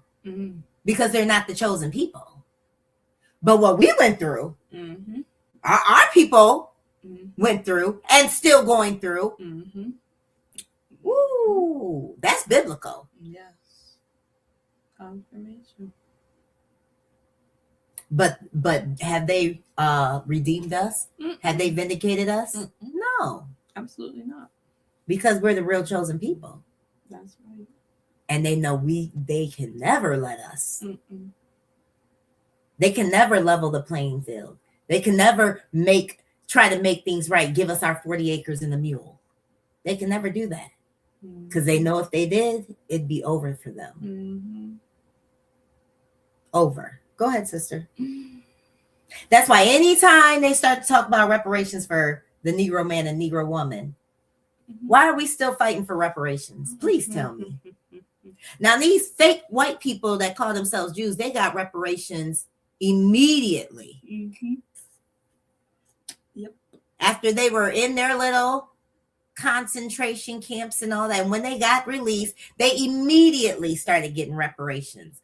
Why is it over 400 years and we are not getting a penny? We had to pull ourselves up by our what? Bootstraps. And our people was oppressed for hundreds and hundreds of years. All right, sister, let's go. Let me shut up and read this book. Take Louisiana, for instance. I know Mikey told y'all about the New Orleans massacre because he loves talking about the floor was slick with blood nonsense. Who do you think gave him that book? But the Louisiana race war is the best example of how white supremacists overthrew the government at the end of Reconstruction. Don't worry, I'm finna break it down. Louisiana's 1868 state constitution eradicated most of the black codes. The racially discriminatory laws governing black Louisianians after the Civil War. It granted full citizenship and the right to vote to the formerly enslaved, as well as funding to integrated schools. It's not like white people suddenly started believing in democracy, freedom, or stuff white people yell about when they're about to do something foul. It's just that once slavery was over, Louisiana suddenly had a majority black electorate. According to the 1870 census, 364,210 free colored lived in the Bayou State, compared to 362,065 whites. Something had to be done. That something was the pandemic of racist rampages unleashed by Louisiana's white population during Reconstruction. To dam the bloodshed, Congress passed the Enforcement Act of 1870, but it didn't work. In 1871, they passed a second Enforcement Act that sent federal monitors to oversee all Southern elections. But white folks didn't pay it no never mind. Congress tried again later that year. This time, they just outright called it the Ku Klux Klan Act and outlawed stuff like wearing masks in public, using guns to intimidate voters, and police participating in lynch mobs, all of which should have already made law. But the most significant provision in the Third Enforcement Act gave the president the right to suspend habeas corpus, the right to be detained without a trial, and to use federal troops to suppress an insurrection. Union troops had already left many of the southern states after the Civil War. But after this passed, they had to return to stop white folks from killing black people. Man, the changes to the racial hierarchy burned white folks like they were frying bacon with no shirt on. The notion of the army protecting free, voting, politically empowered black folks who the white folks used to own radicalized pro-white paramilitary insurgent groups like the Knights of the White Camellia, the Redeemers, and the most unoriginal of them all, the White Man's League, who used violence, terror, and racism to overthrow the government long before the Proud Boys hopped on the insurrectionist bandwagon. And these were not the regular angry white folks like you read about at CPAC. Nah, these were organized military units composed of thousands of former Confederates and ordinary white men who frame their swords and eat supper. Trust me, you don't want to mess with white folks who eat supper.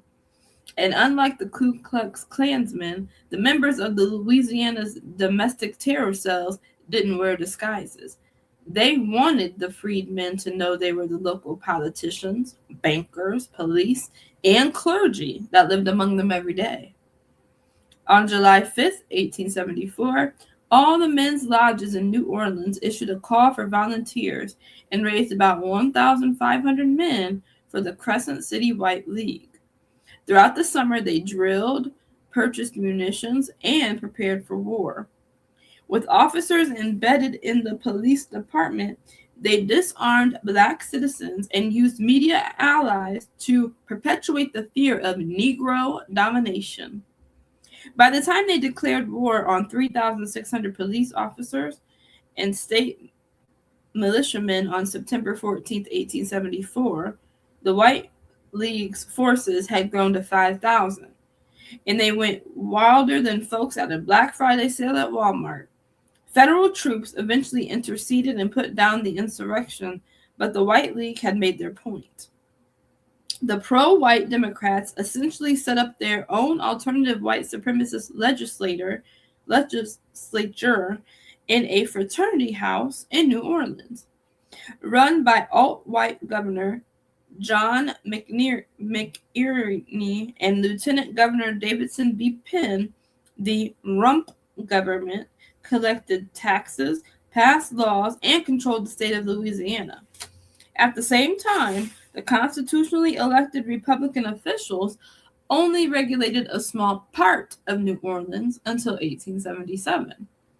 To commemorate the event, the 14th of September Monument Association and a pro-Confederate women's group erected the Battle of Liberty Place Monument, a 35-foot obelisk with an inscription that read, McInerney and Penn, having been elected governor and lieutenant governor by the white people, were duly installed by this overthrow of carpetbag government, ousting the usurpers, Governor Kellogg, white, and Lieutenant Governor Antoine, colored.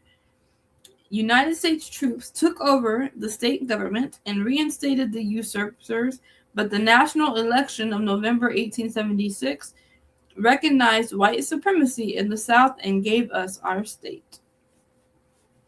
I hate to say I told you so, but white supremacy was so intertwined with Americanism that they etched it in stone.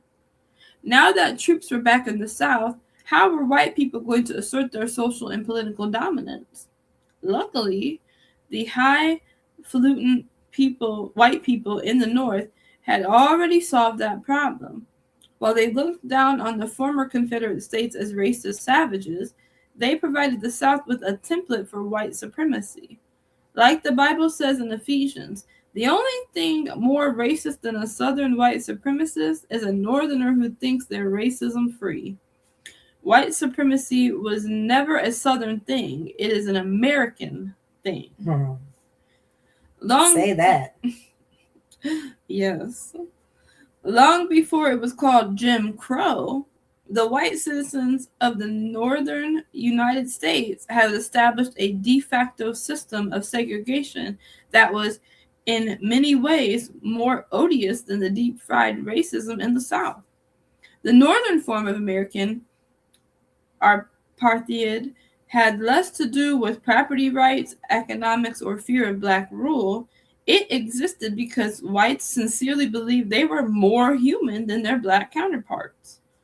Pennsylvania disenfranchised black voters in 1838 after initially allowing black men to vote. The Union Army was divided into racial companies. Train companies in Boston, New York, and Michigan had racially segregated cars decades before the Civil War. In 1841, a young abolitionist showed out so bad about the segregation policy that it took 6 men to oust him from the train. And dragging me out on this occasion, it must have cost the company $25 or $30, wrote the young abolitionist named Frederick Douglass, for I tore up the seats and all. This legacy did not disappear overnight.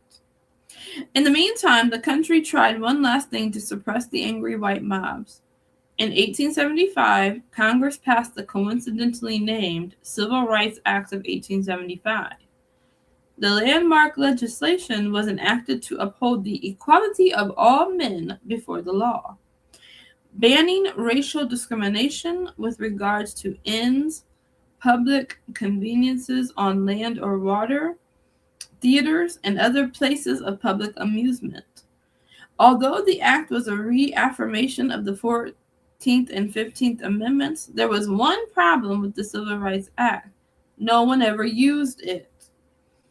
In the torrential cyclone of lynching and mobbing, President Ulysses S. Grant never invoked it, and the Department of Justice never even sent the text of the legislation to its U.S. attorneys.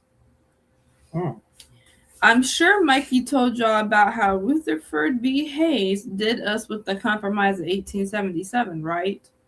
Yeah, that man rode a black electoral wave to the White House and then sided with the white supremacy, sticking to the racist arrangement made in the smoke-filled room, removing federal troops from southern states and turning a blind eye to state-sponsored terrorism.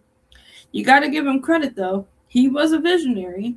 Somehow he threw black people under the bus before buses were even invented. That's why the only Hayes I acknowledge is Isaac. In 1880, You don't know nothing about Isaac Hayes, do you? He's an R&B singer back in the day. Okay. All praises. In 1883, the Supreme Court took its neglect for the welfare of America's black builders to another level.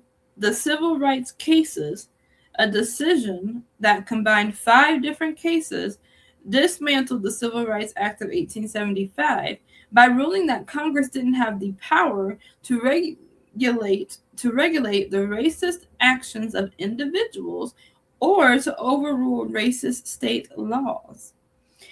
It would be running the slavery argument into the ground to make it apply to every act of discrimination which a person may see fit to make as to guests he will entertain, or as to the people he will take into his coach or cab or car, or admit to his concert or theater, or deal with in other manners of intercourse or business, wrote a white man who somehow earned the ironic title of a justice, adding, "There were thousands of free colored people in this country before the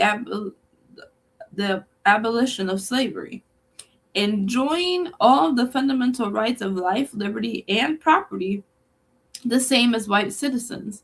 Yet no one at that time thought it was any invasion of their personal status as free men because they were not admitted to all the privileges enjoyed by white citizens, or because they were subject to discriminations in the enjoyment of accommodations in inns, public conveniences, and places of amusement. Mere discriminations on account of race or color were not regarded as badges of slavery." While nothing but white America's sense of justice and fairness to prevent racial terrorism, white supremacist Democrats quickly gained control of state politics and declared open season on black folks. But Louisiana's racial reality was more complex than that of other states in the former Confederacy. Before the Civil War, many free people of color already attended integrated schools, and many were more educated than the lower classes of white citizens in the Big Easy. Take my light-skinned homeboy Louis Martinet, for instance. In 1890, Martinet, an Afro-Creole man, had already earned his law degree, served in the Louisiana House of Representatives, opened a newspaper called The Crusader, and was studying to become a doctor. Martinet hung out with his Creole homeboy Rodolphe Desdunes, who by comparison made Martinet look like he needed to do more with his life.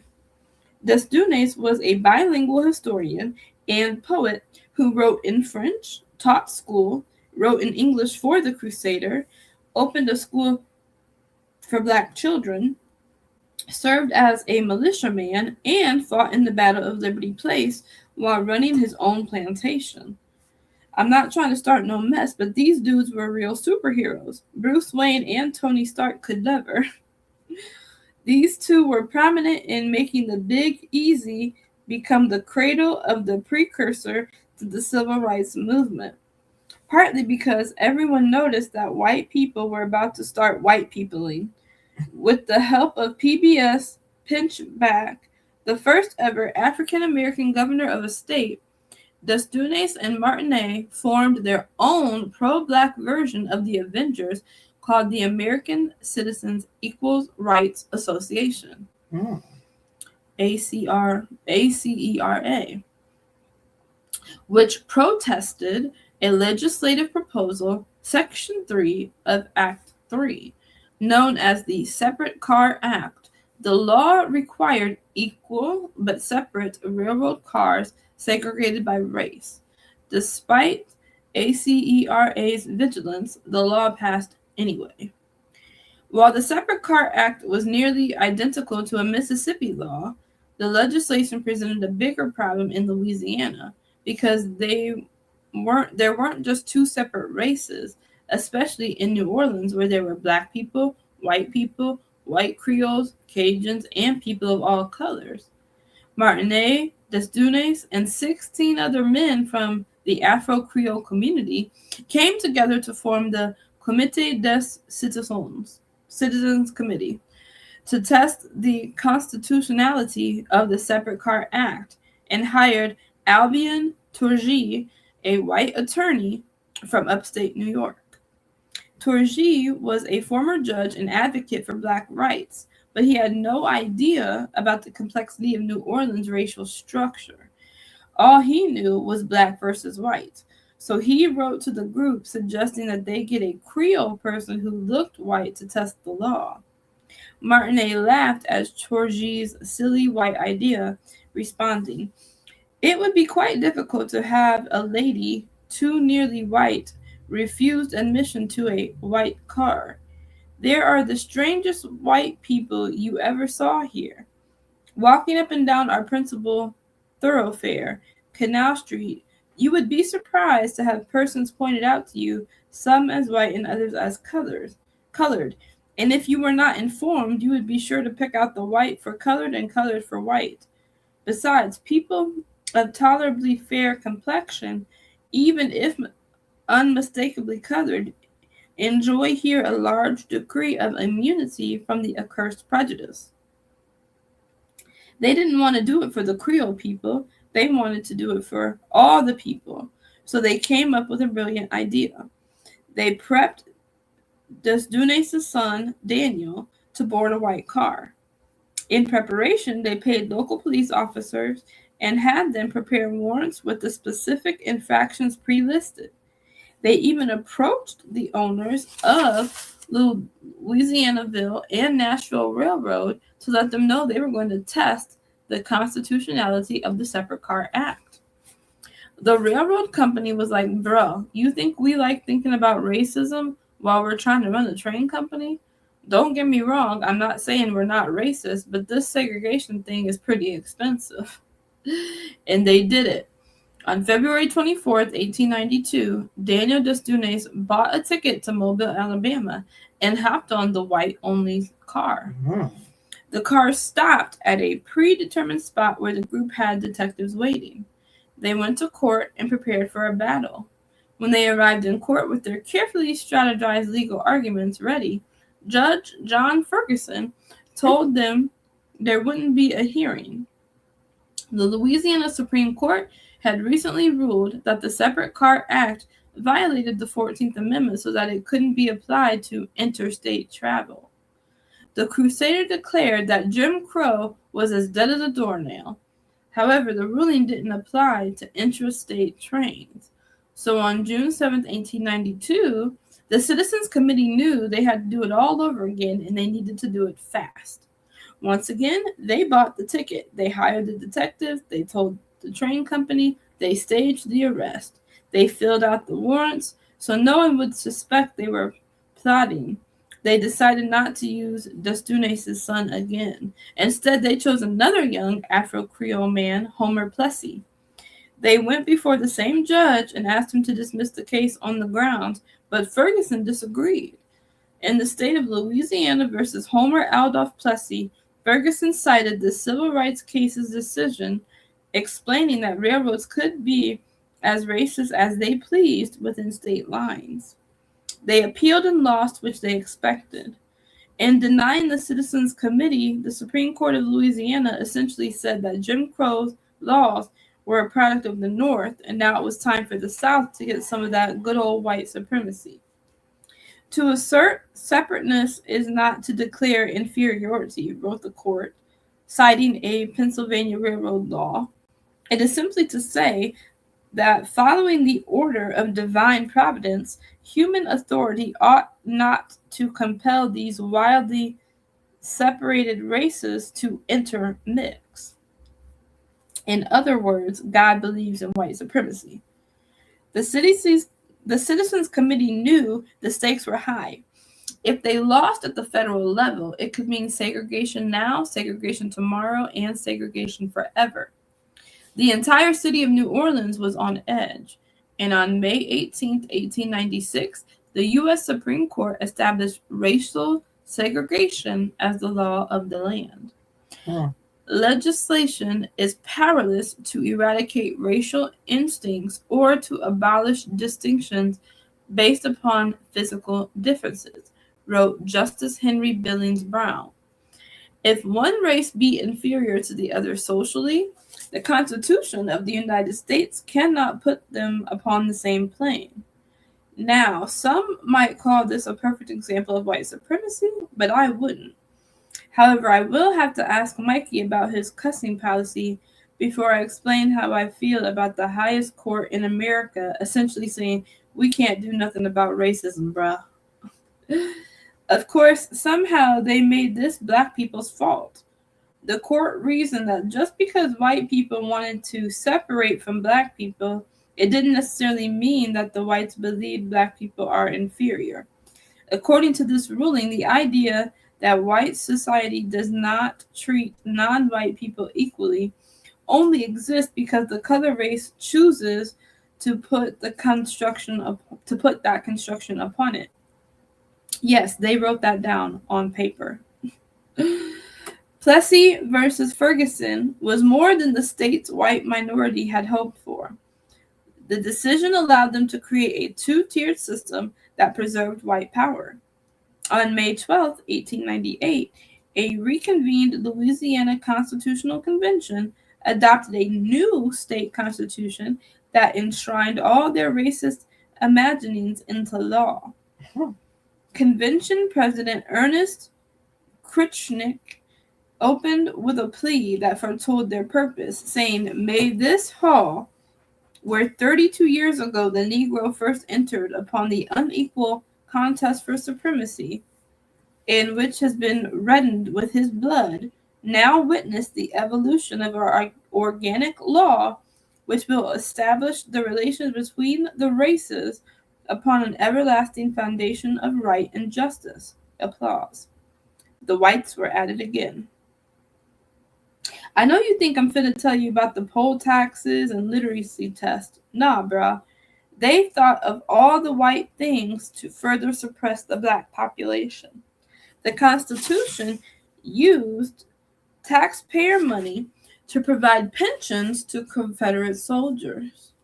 It included compulsory service to the state that could be waived if you paid your road tax. They required a literacy test for all male voters, which could be waived if you were a male person who was born on January 1st, 1867, or at any date prior thereto, entitled to vote under the Constitution or statutes of any state of the United States. The provision in Section 5 that would become known as the Grandfather Clause exempted the son or grandson of any such person not less than 21 years of age at the date of the adoption of this Constitution. They didn't have to hide it any longer.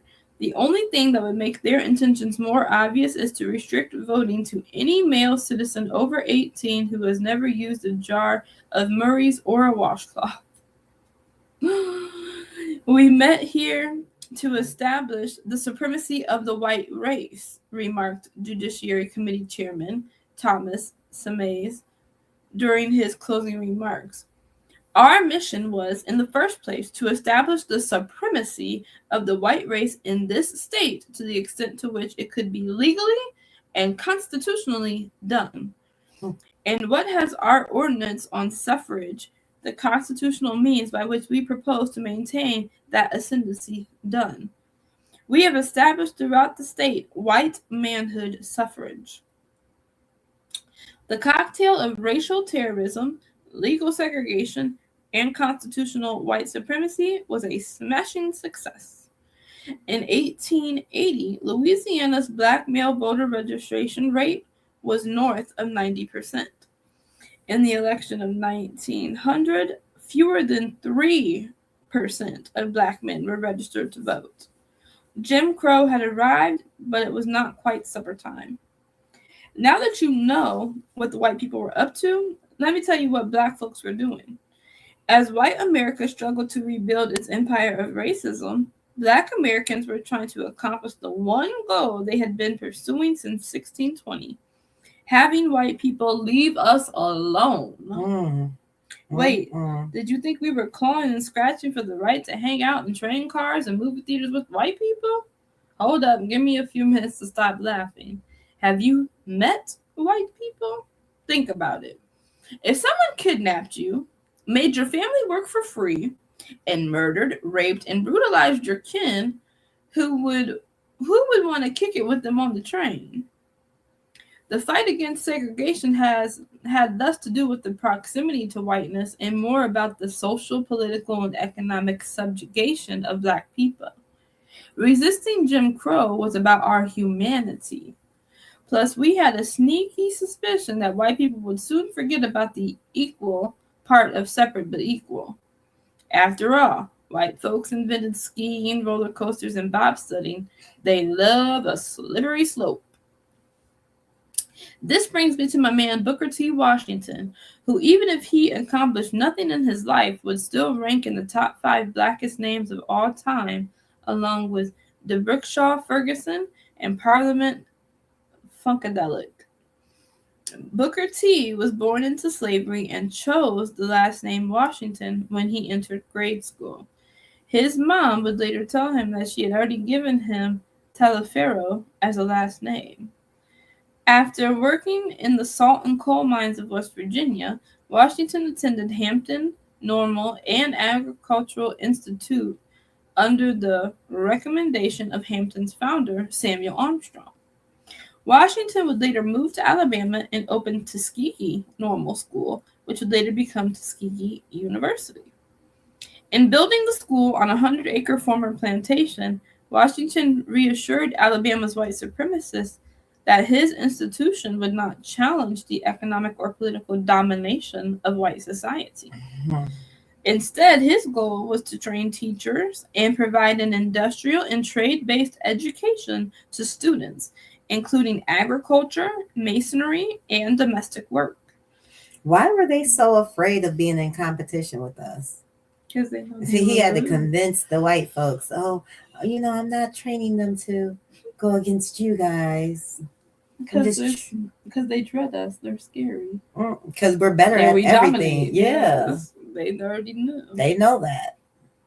And they know the more we see ourselves dominate, the more we will be empowered to dominate. Yeah, and they can't have that.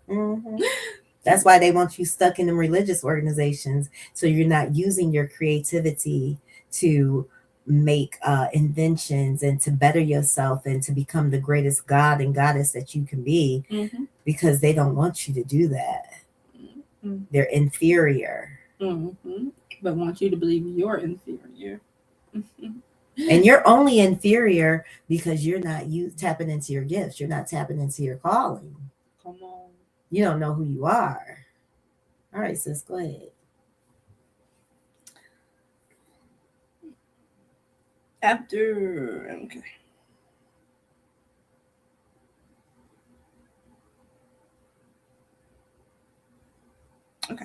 Using this model, Washington garnered support from Northern and Southern philanthropists at the school that would one day be famous for its students singing ball and parlay at every homecoming. Although he quietly supported political and civil rights efforts, Washington rarely publicly challenged white supremacy. Still, he soon emerged as one of the key Black political figures and thought leaders in America, earning an invitation to speak at the prequel to Freaknik, the Cotton States, an international exposition at Piedmont Park in Atlanta. Booker knew he had to kill it. There was a Southern war on Black people. Violence was rampant. If he got too radical, he could undo everything he had done at Tuskegee before they even had their first marching band. If he was too soft, he could lose credibility among his peers. Also, it was entirely possible that white people might just get mad and kill him if he said the wrong thing. Stuck in between a rock and a white place, Washington gave a speech that would later become known as the Atlanta Compromise, which was essentially his plan to get white people to leave us alone.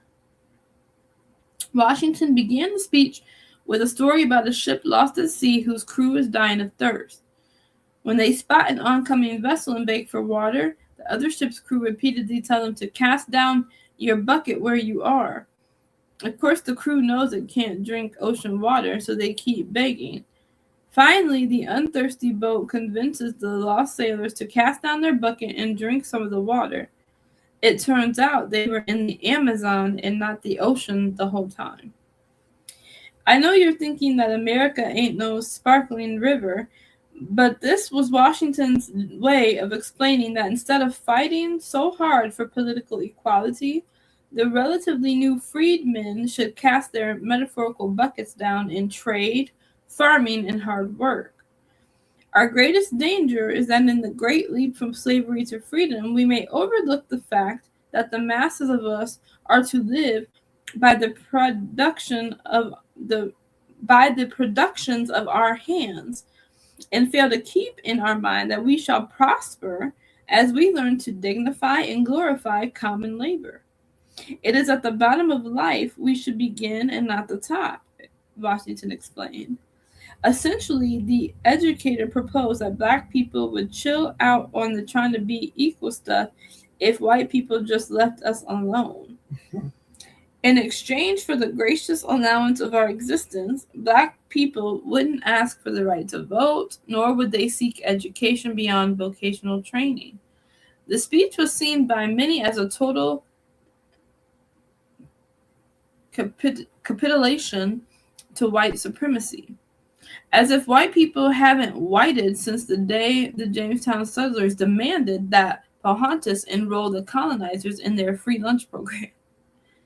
Because white people have always believed there is one Negro leader who speaks for all black people, Washington soon became a favorite of the white establishment who favored blacks who knew their place. He met with Presidents Theodore Roosevelt and William Howard Taft, who both cared for black people as much as black people cared for the inventor of the noose. Many working class and middle class black people admired Booker T. Washington's conservatism, but the intellectual class and the black elite who didn't live in the South vociferously disagreed with him. That said, though he played the part, Washington secretly provided financial and political support for more radical desegregation and civil rights efforts. Perhaps one of his biggest critics was W.E.B. Du Bois. Has Mikey mentioned him? I'm just kidding. I know nephew loves him some Du Bois.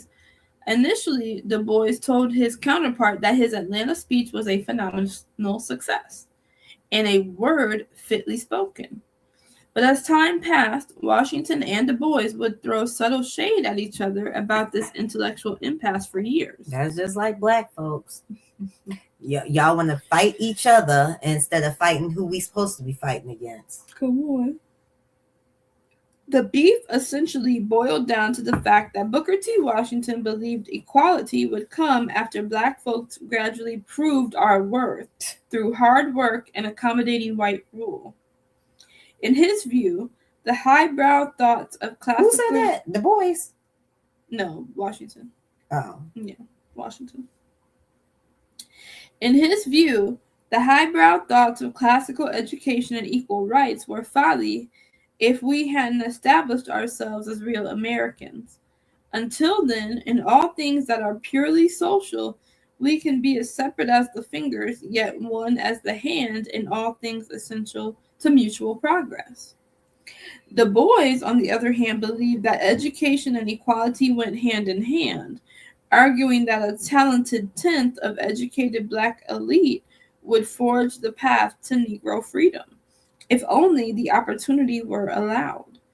We have no right to sit silently by while the inevitable seeds are sown for a harvest of disaster for our children, black and white, Du Bois wrote in the diss track of Booker T. Washington. White children ain't and our others. children. I don't know what the hell he talking about.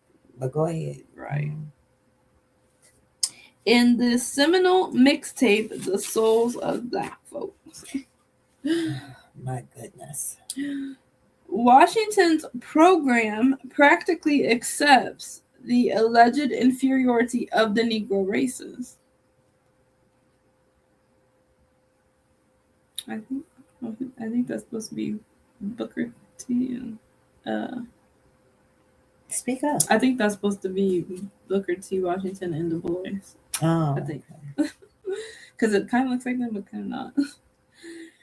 This beef was bigger than Jay-Z versus Nas, shadier than Michael Jackson versus Prince, more contentious than Sugar versus Salt and Grits.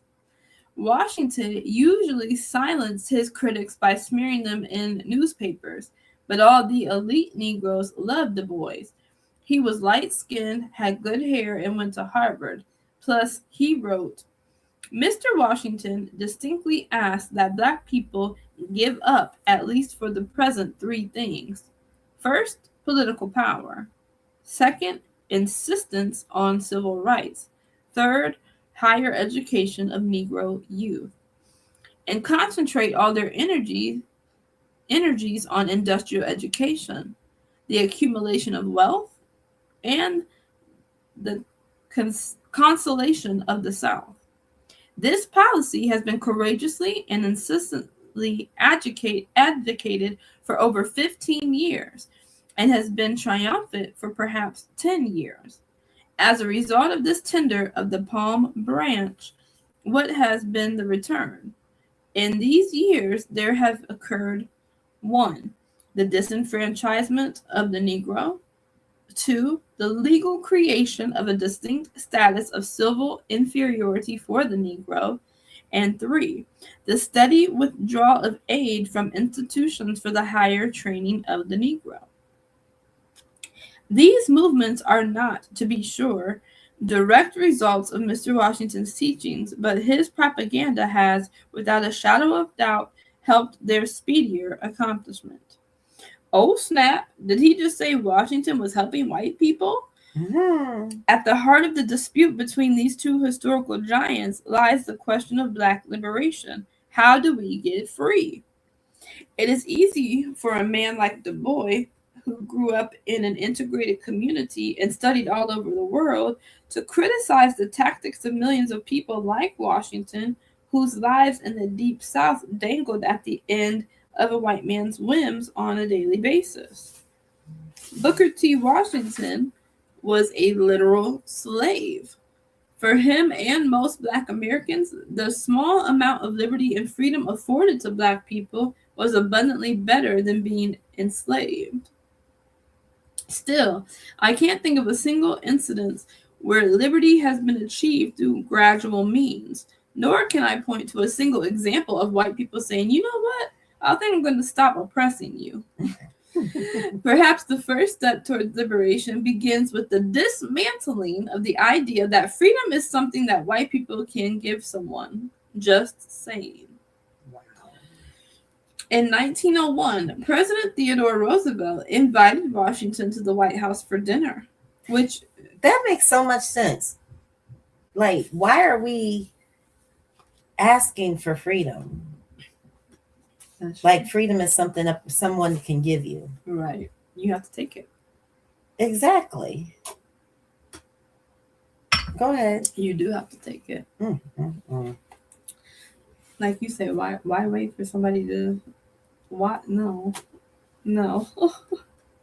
Come on, sis. Why wait?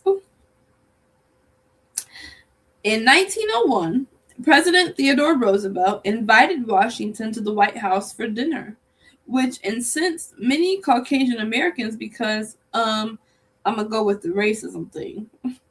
Prior to Roosevelt's invitation, African Americans had visited the White House numerous times and even slept there. Sojourner Truth, Frederick Douglass, and many other people who switched to high viscosity lotion in the winter had visited, dined, and even slept at the presidential residency before. But for whatever reason, Booker T. Washington eating dinner with the king of the whites infuriated people.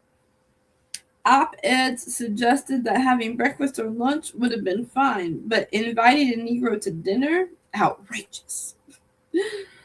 The action of President Roosevelt in entertaining that nigger will necessitate our killing 1,000 niggers in the South before they learn their place again, complained the Senator Benjamin Pitchfork Ben Tillman of South Carolina.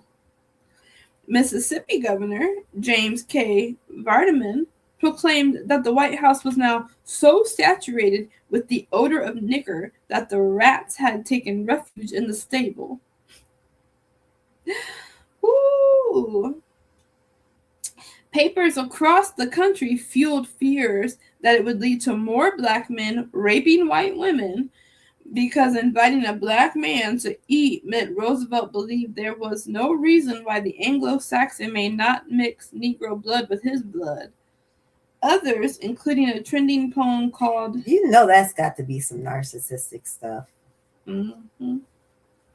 Our men didn't rape their women, Mm-mm. but their men. Yes. That's how we got them light-skinned Mm-hmm. That's biracial folks. That's right. That's how Louisiana was filled with Creole folk. Mm-hmm. That's right. Go ahead, sister. The narcissism. Mm-hmm. Others, including a trending poem called Niggers in the White House, insisted that Roosevelt should just let Washington have sex with the first daughter because, as Ida B. Wells' old friends at the Memphis Scimitar wrote, any nigger who happens to have a little more than the average amount of intelligence granted by the creator of his race and cash enough to pay the tailor and the barber and the perfumer for sense enough to take away the nigger smell has a perfect right to be received by the daughter of the white man among the guests in the parlor of his home. Wow. Even black leaders criticized Washington for his respectability politics.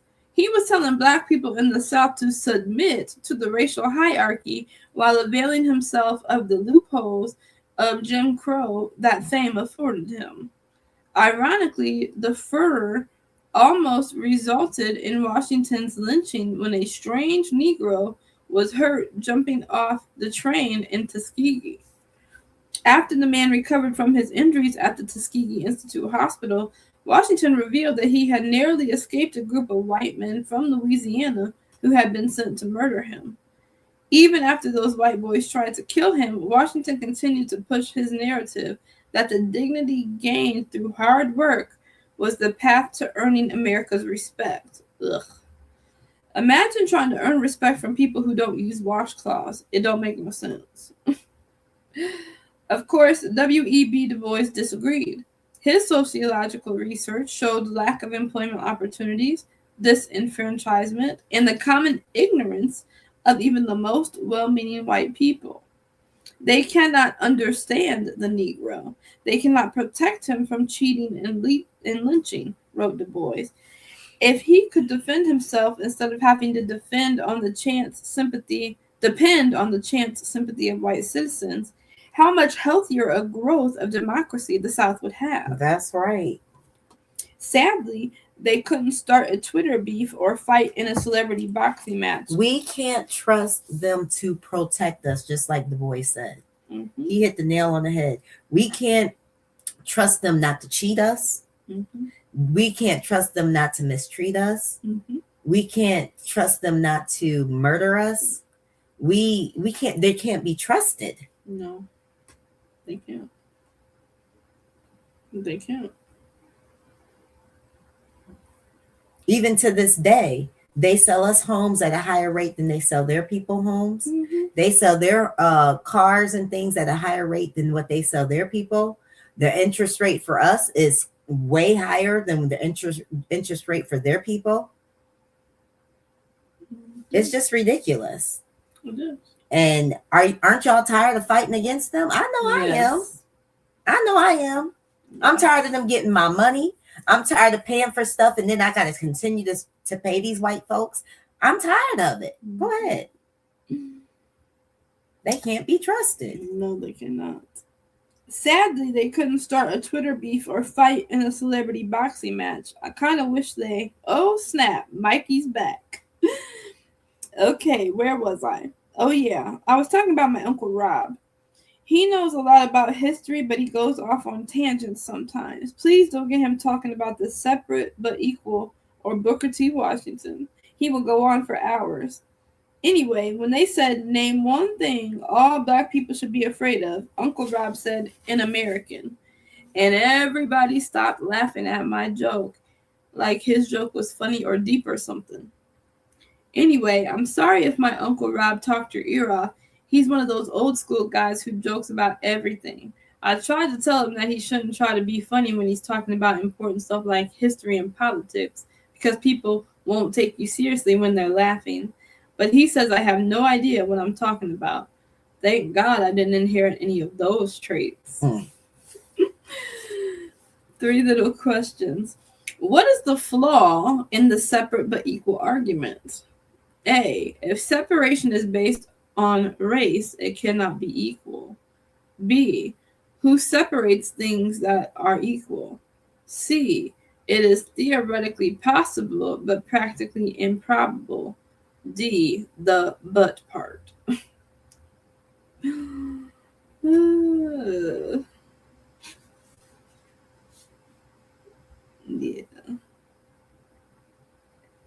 I would say who separates that are equal, because they try to control what they think is equal or not, and they always cheat us.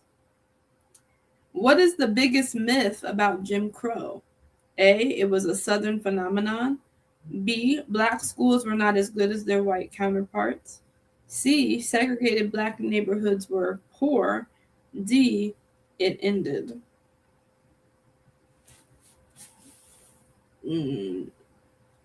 That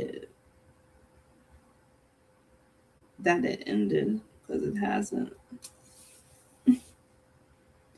Number 3, which of these historical figures' traits was the most toxic? W.E.B. Du Bois' elitism. B, Booker T. Washington's accommodationist ways. C, Ida B. Wells' lack of chill. D, America's racism. I go with Ida. Ida? What was the question? Which of those historical figures' traits was the most toxic? Oh, toxic. Yeah. Oh.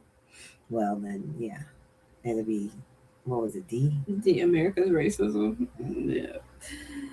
Yeah. Activity. Control Z for racism. Construct a racially equitable education system, not on paper. Do it in real life. Funny AF, the man who invented laughter. Most of the artistic creations commonly referred to as American art originated from the brains, hearts, and hands of Africans in America. Jazz is ours. We created the blues. Rock and roll belongs to us. Although most of these art forms evolved over time from a collection of intersecting sources, there is one uniquely quintessential American art form that every vaudeville historian and chronicler of American theater agrees was created by a black man. While it might not sound so revolutionary now, the idea of a live entertainer of any color working without music, dancing, or tricks was simultaneously an act of pure hubris and a mark of a generational talent. And although he is not a household name, nearly every vaudeville historian and chronicler of American theater agrees. Charles Case was the first stand-up comedian. The product of an interracial relationship between an Irish woman and a black musician, Charlie Case was born on August 27th, 1858 in Lockport, New York. His parents divorced when he was 17 years old. The following year, he graduated from high school and began training with local attorneys to become a lawyer. After he opened his own law firm above 75 Main Street, serving clients for $5 per case, it quickly became apparent that Case wasn't cut out for the legal profession. Instead of relying on legal precedent, he dreamed up schemes to aid his clients' subversion of the law. When one of his clients was arrested for stealing a cow, Case advised him to feign insanity. Unfortunately, Case's client bragged about his strategy so much that the prosecutor caught wind of the plot. But something as inconsequential as the ethical standards of his profession could not stop Case's legal maneuvering. He took the case to trial, arguing that his client had found a rope on the ground and took it home before realizing there was a cow attached to it. Of course, the judge didn't buy it and sentenced the suspect to 3 years in Auburn State Prison. To be fair, Case spent more time playing the banjo and entertaining passersby than he did lawyering, which is probably why he couldn't keep a steady job. Still, he married, had 2 children, and eventually gave up the legal profession to become a traveling salesman. Some of the companies he represented refused to believe he was so bad at selling their products because his prospective customers followed him everywhere he went. His bosses soon realized that the audiences were more interested in hearing Case's sales pitches and couldn't care less about the products. Because of his light skin, Case could infiltrate segregated beer halls when he traveled, which is where he began to cultivate his talent for storytelling. He would often captivate local bars with long-winded rants that ended with him roasting everyone in attendance. His barroom antics entertained other traveling showmen, earning Case tickets to minstrel performances around New York. In the late 1880s, when one of his showbiz friends from the road fell ill, Case organized a talent show to raise money and decided to try his bar act. A star was born. Charlie Case didn't invent live comedy shows. Live performers have entertained audience forever. The West African griot was an entertainer, musician, historian, and the keeper of the community's oral tradition. The Mali storytellers, known as Jalai, were so culturally important, the term is literally derived from the Manding word for blood. And of course, European cultures and jesters, clowns, and Bob Hope. But Case was different. In 1830, in the Civil War, minstrel shows had become America's most popular form of entertainment. Performances usually consisted of 3 acts that included burlesque dancing, musical performances, and comedic skits or speeches. The actors usually dressed in blackface and performed sketches that almost always featured wisecracking stock characters, the most popular being a stereotypical version of the hapless black Sambo. The practice of white people dressing in blackface was derided by men like Frederick Douglass, who called them the filthy scum of white society, who have stolen from us a complexion denied to them by nature, in which to make money and pander to the corrupt taste of their white fellow citizens. But minstrel shows have become so popular, the black performers began dressing in blackface. Charlie Case entered show business just as minstrelsy was beginning to transition into what would become known as vaudeville. The vaudeville variety show lineup was much less dependent on single stars and usually featured as many as 5 different acts. With the crash of the banjo-playing ex-attorney market, Case had finally found a profession in which he could excel. By the 1880s, he commanded large audiences in nightclubs and theaters on the lowest circuit. He was called the funniest human being who ever broke into vaudeville, and eventually became the highest paid blackface in America. Like many entertainers during the era of minstrel shows, Case began his singing and dancing career with 3 partners, but it soon became evident that Charlie was a solo act. Curiously, he was a well-known neurotic who would fiddle with a string during his act to ease his nerves. Most of his stories were about his family, especially his father, and he usually peppered his tales with biting about hilarious lines. He would famously swing his arms to amplify the point of his hilariously fascinating but personal stories, which would soon become his signature. Artists who borrowed from Case would readily admit that he was the greatest master of the unexpected statement in the world. Although etymologists claim the origin of the term is unknown, vaudeville experts agree that he was the first person to call his technique a punchline. In the early 1900s, Case began having trouble. Some called it a nervous breakdown, while those close to him insisted it was because of his profession. He often revealed the reason for his neurosis to his colleagues. He hated blackface, but instead of quitting, Case changed his entire act. He stopped wearing costumes in blackface. He no longer used partners or props. Except for an occasional parody song for which he was known, he did away with all the pretenses of music and live bands. After the switch, he became known as the purest monologist of the vaudeville area. But the greatest marketers in show business didn't even know how to describe his act. Desperate for a title, they called him the man who talks about his father. He stands in one place on the stage throughout his act, wrote one astounded reviewer in 1909. Also, he came up with stand-up comedy then. Yeah. Once in a while, he moves his hands, but never his feet. He meanders from story to story, each one funnier than its predecessor, and you are really wishing he would stop long enough for you to get your breath, but he just keeps right on. Even though Mark Twain had worked with Direct Address Entertainment since 1857 and had been lecturing regularly since October 2nd, 1860, professor and theater historian Eddie Tafoya says stand-up comedy was born when Case took to the stage for the explicit purpose of telling jokes directly to the audience so as to elicit laughter. I like going to stand-up comedy shows. They are fun. Yeah. I've never been to one, but I've seen them on TV.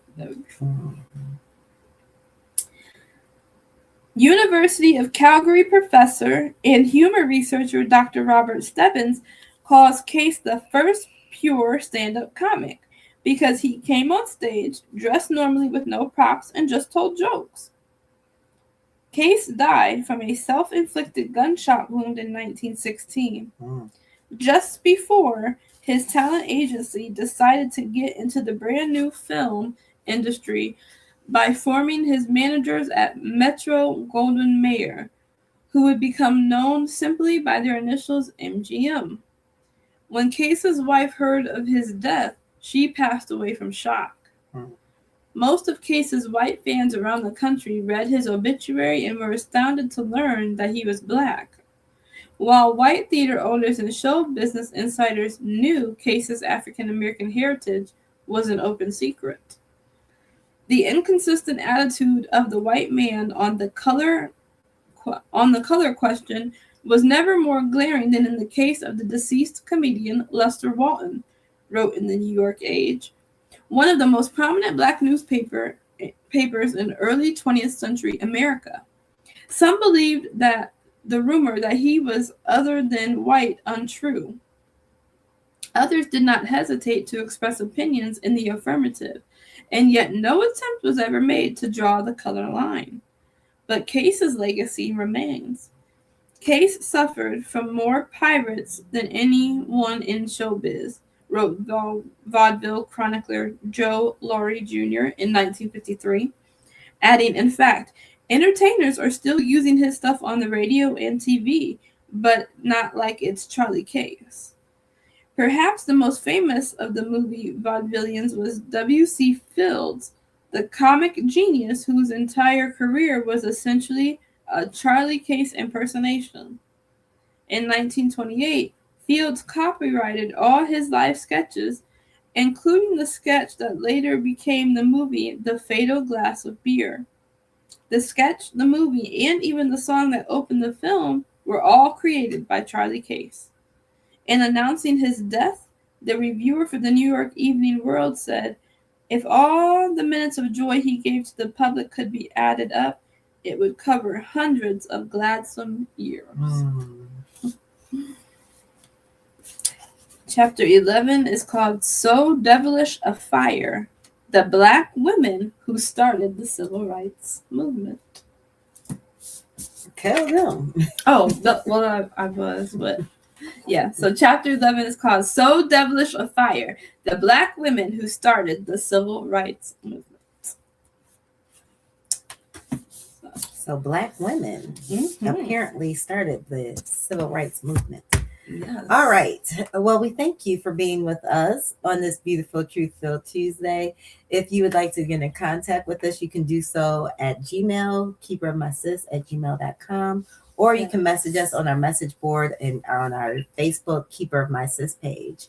Also, all of our music, all of our information is up top if you would like to get a hold of us. If you'd like to listen to our playlist of music, it's up top. If you'd like to give into our ministry and so into our lives, you can do so via Cash App at $ Keeper of My Sis. If you'd like to join our Yah for Zion Fitness page on Facebook, it is absolutely amazing. Come on over there. Let's get healthy together. Let's get strong together. You can do so. It is Yah for Zion Fitness on Facebook. We are here every Tuesday at 9 a.m., Yah willing, and every Saturday for Shabbat Fellowship at 11 a.m. Right. We appreciate you all so very much. Family. And we encourage you just to stay encouraged and be healthy, be strong in your minds, bodies, and souls. Connect with the righteous. Do righteously. Do not do wickedly. Just do righteously. And disconnect from this world as much as you can. Do what you can. Do your part. Okay? Be free. Be free. All right. You got anything else? And enjoy this beautiful day, family. We love you so very much. And yes, thank you for tuning in.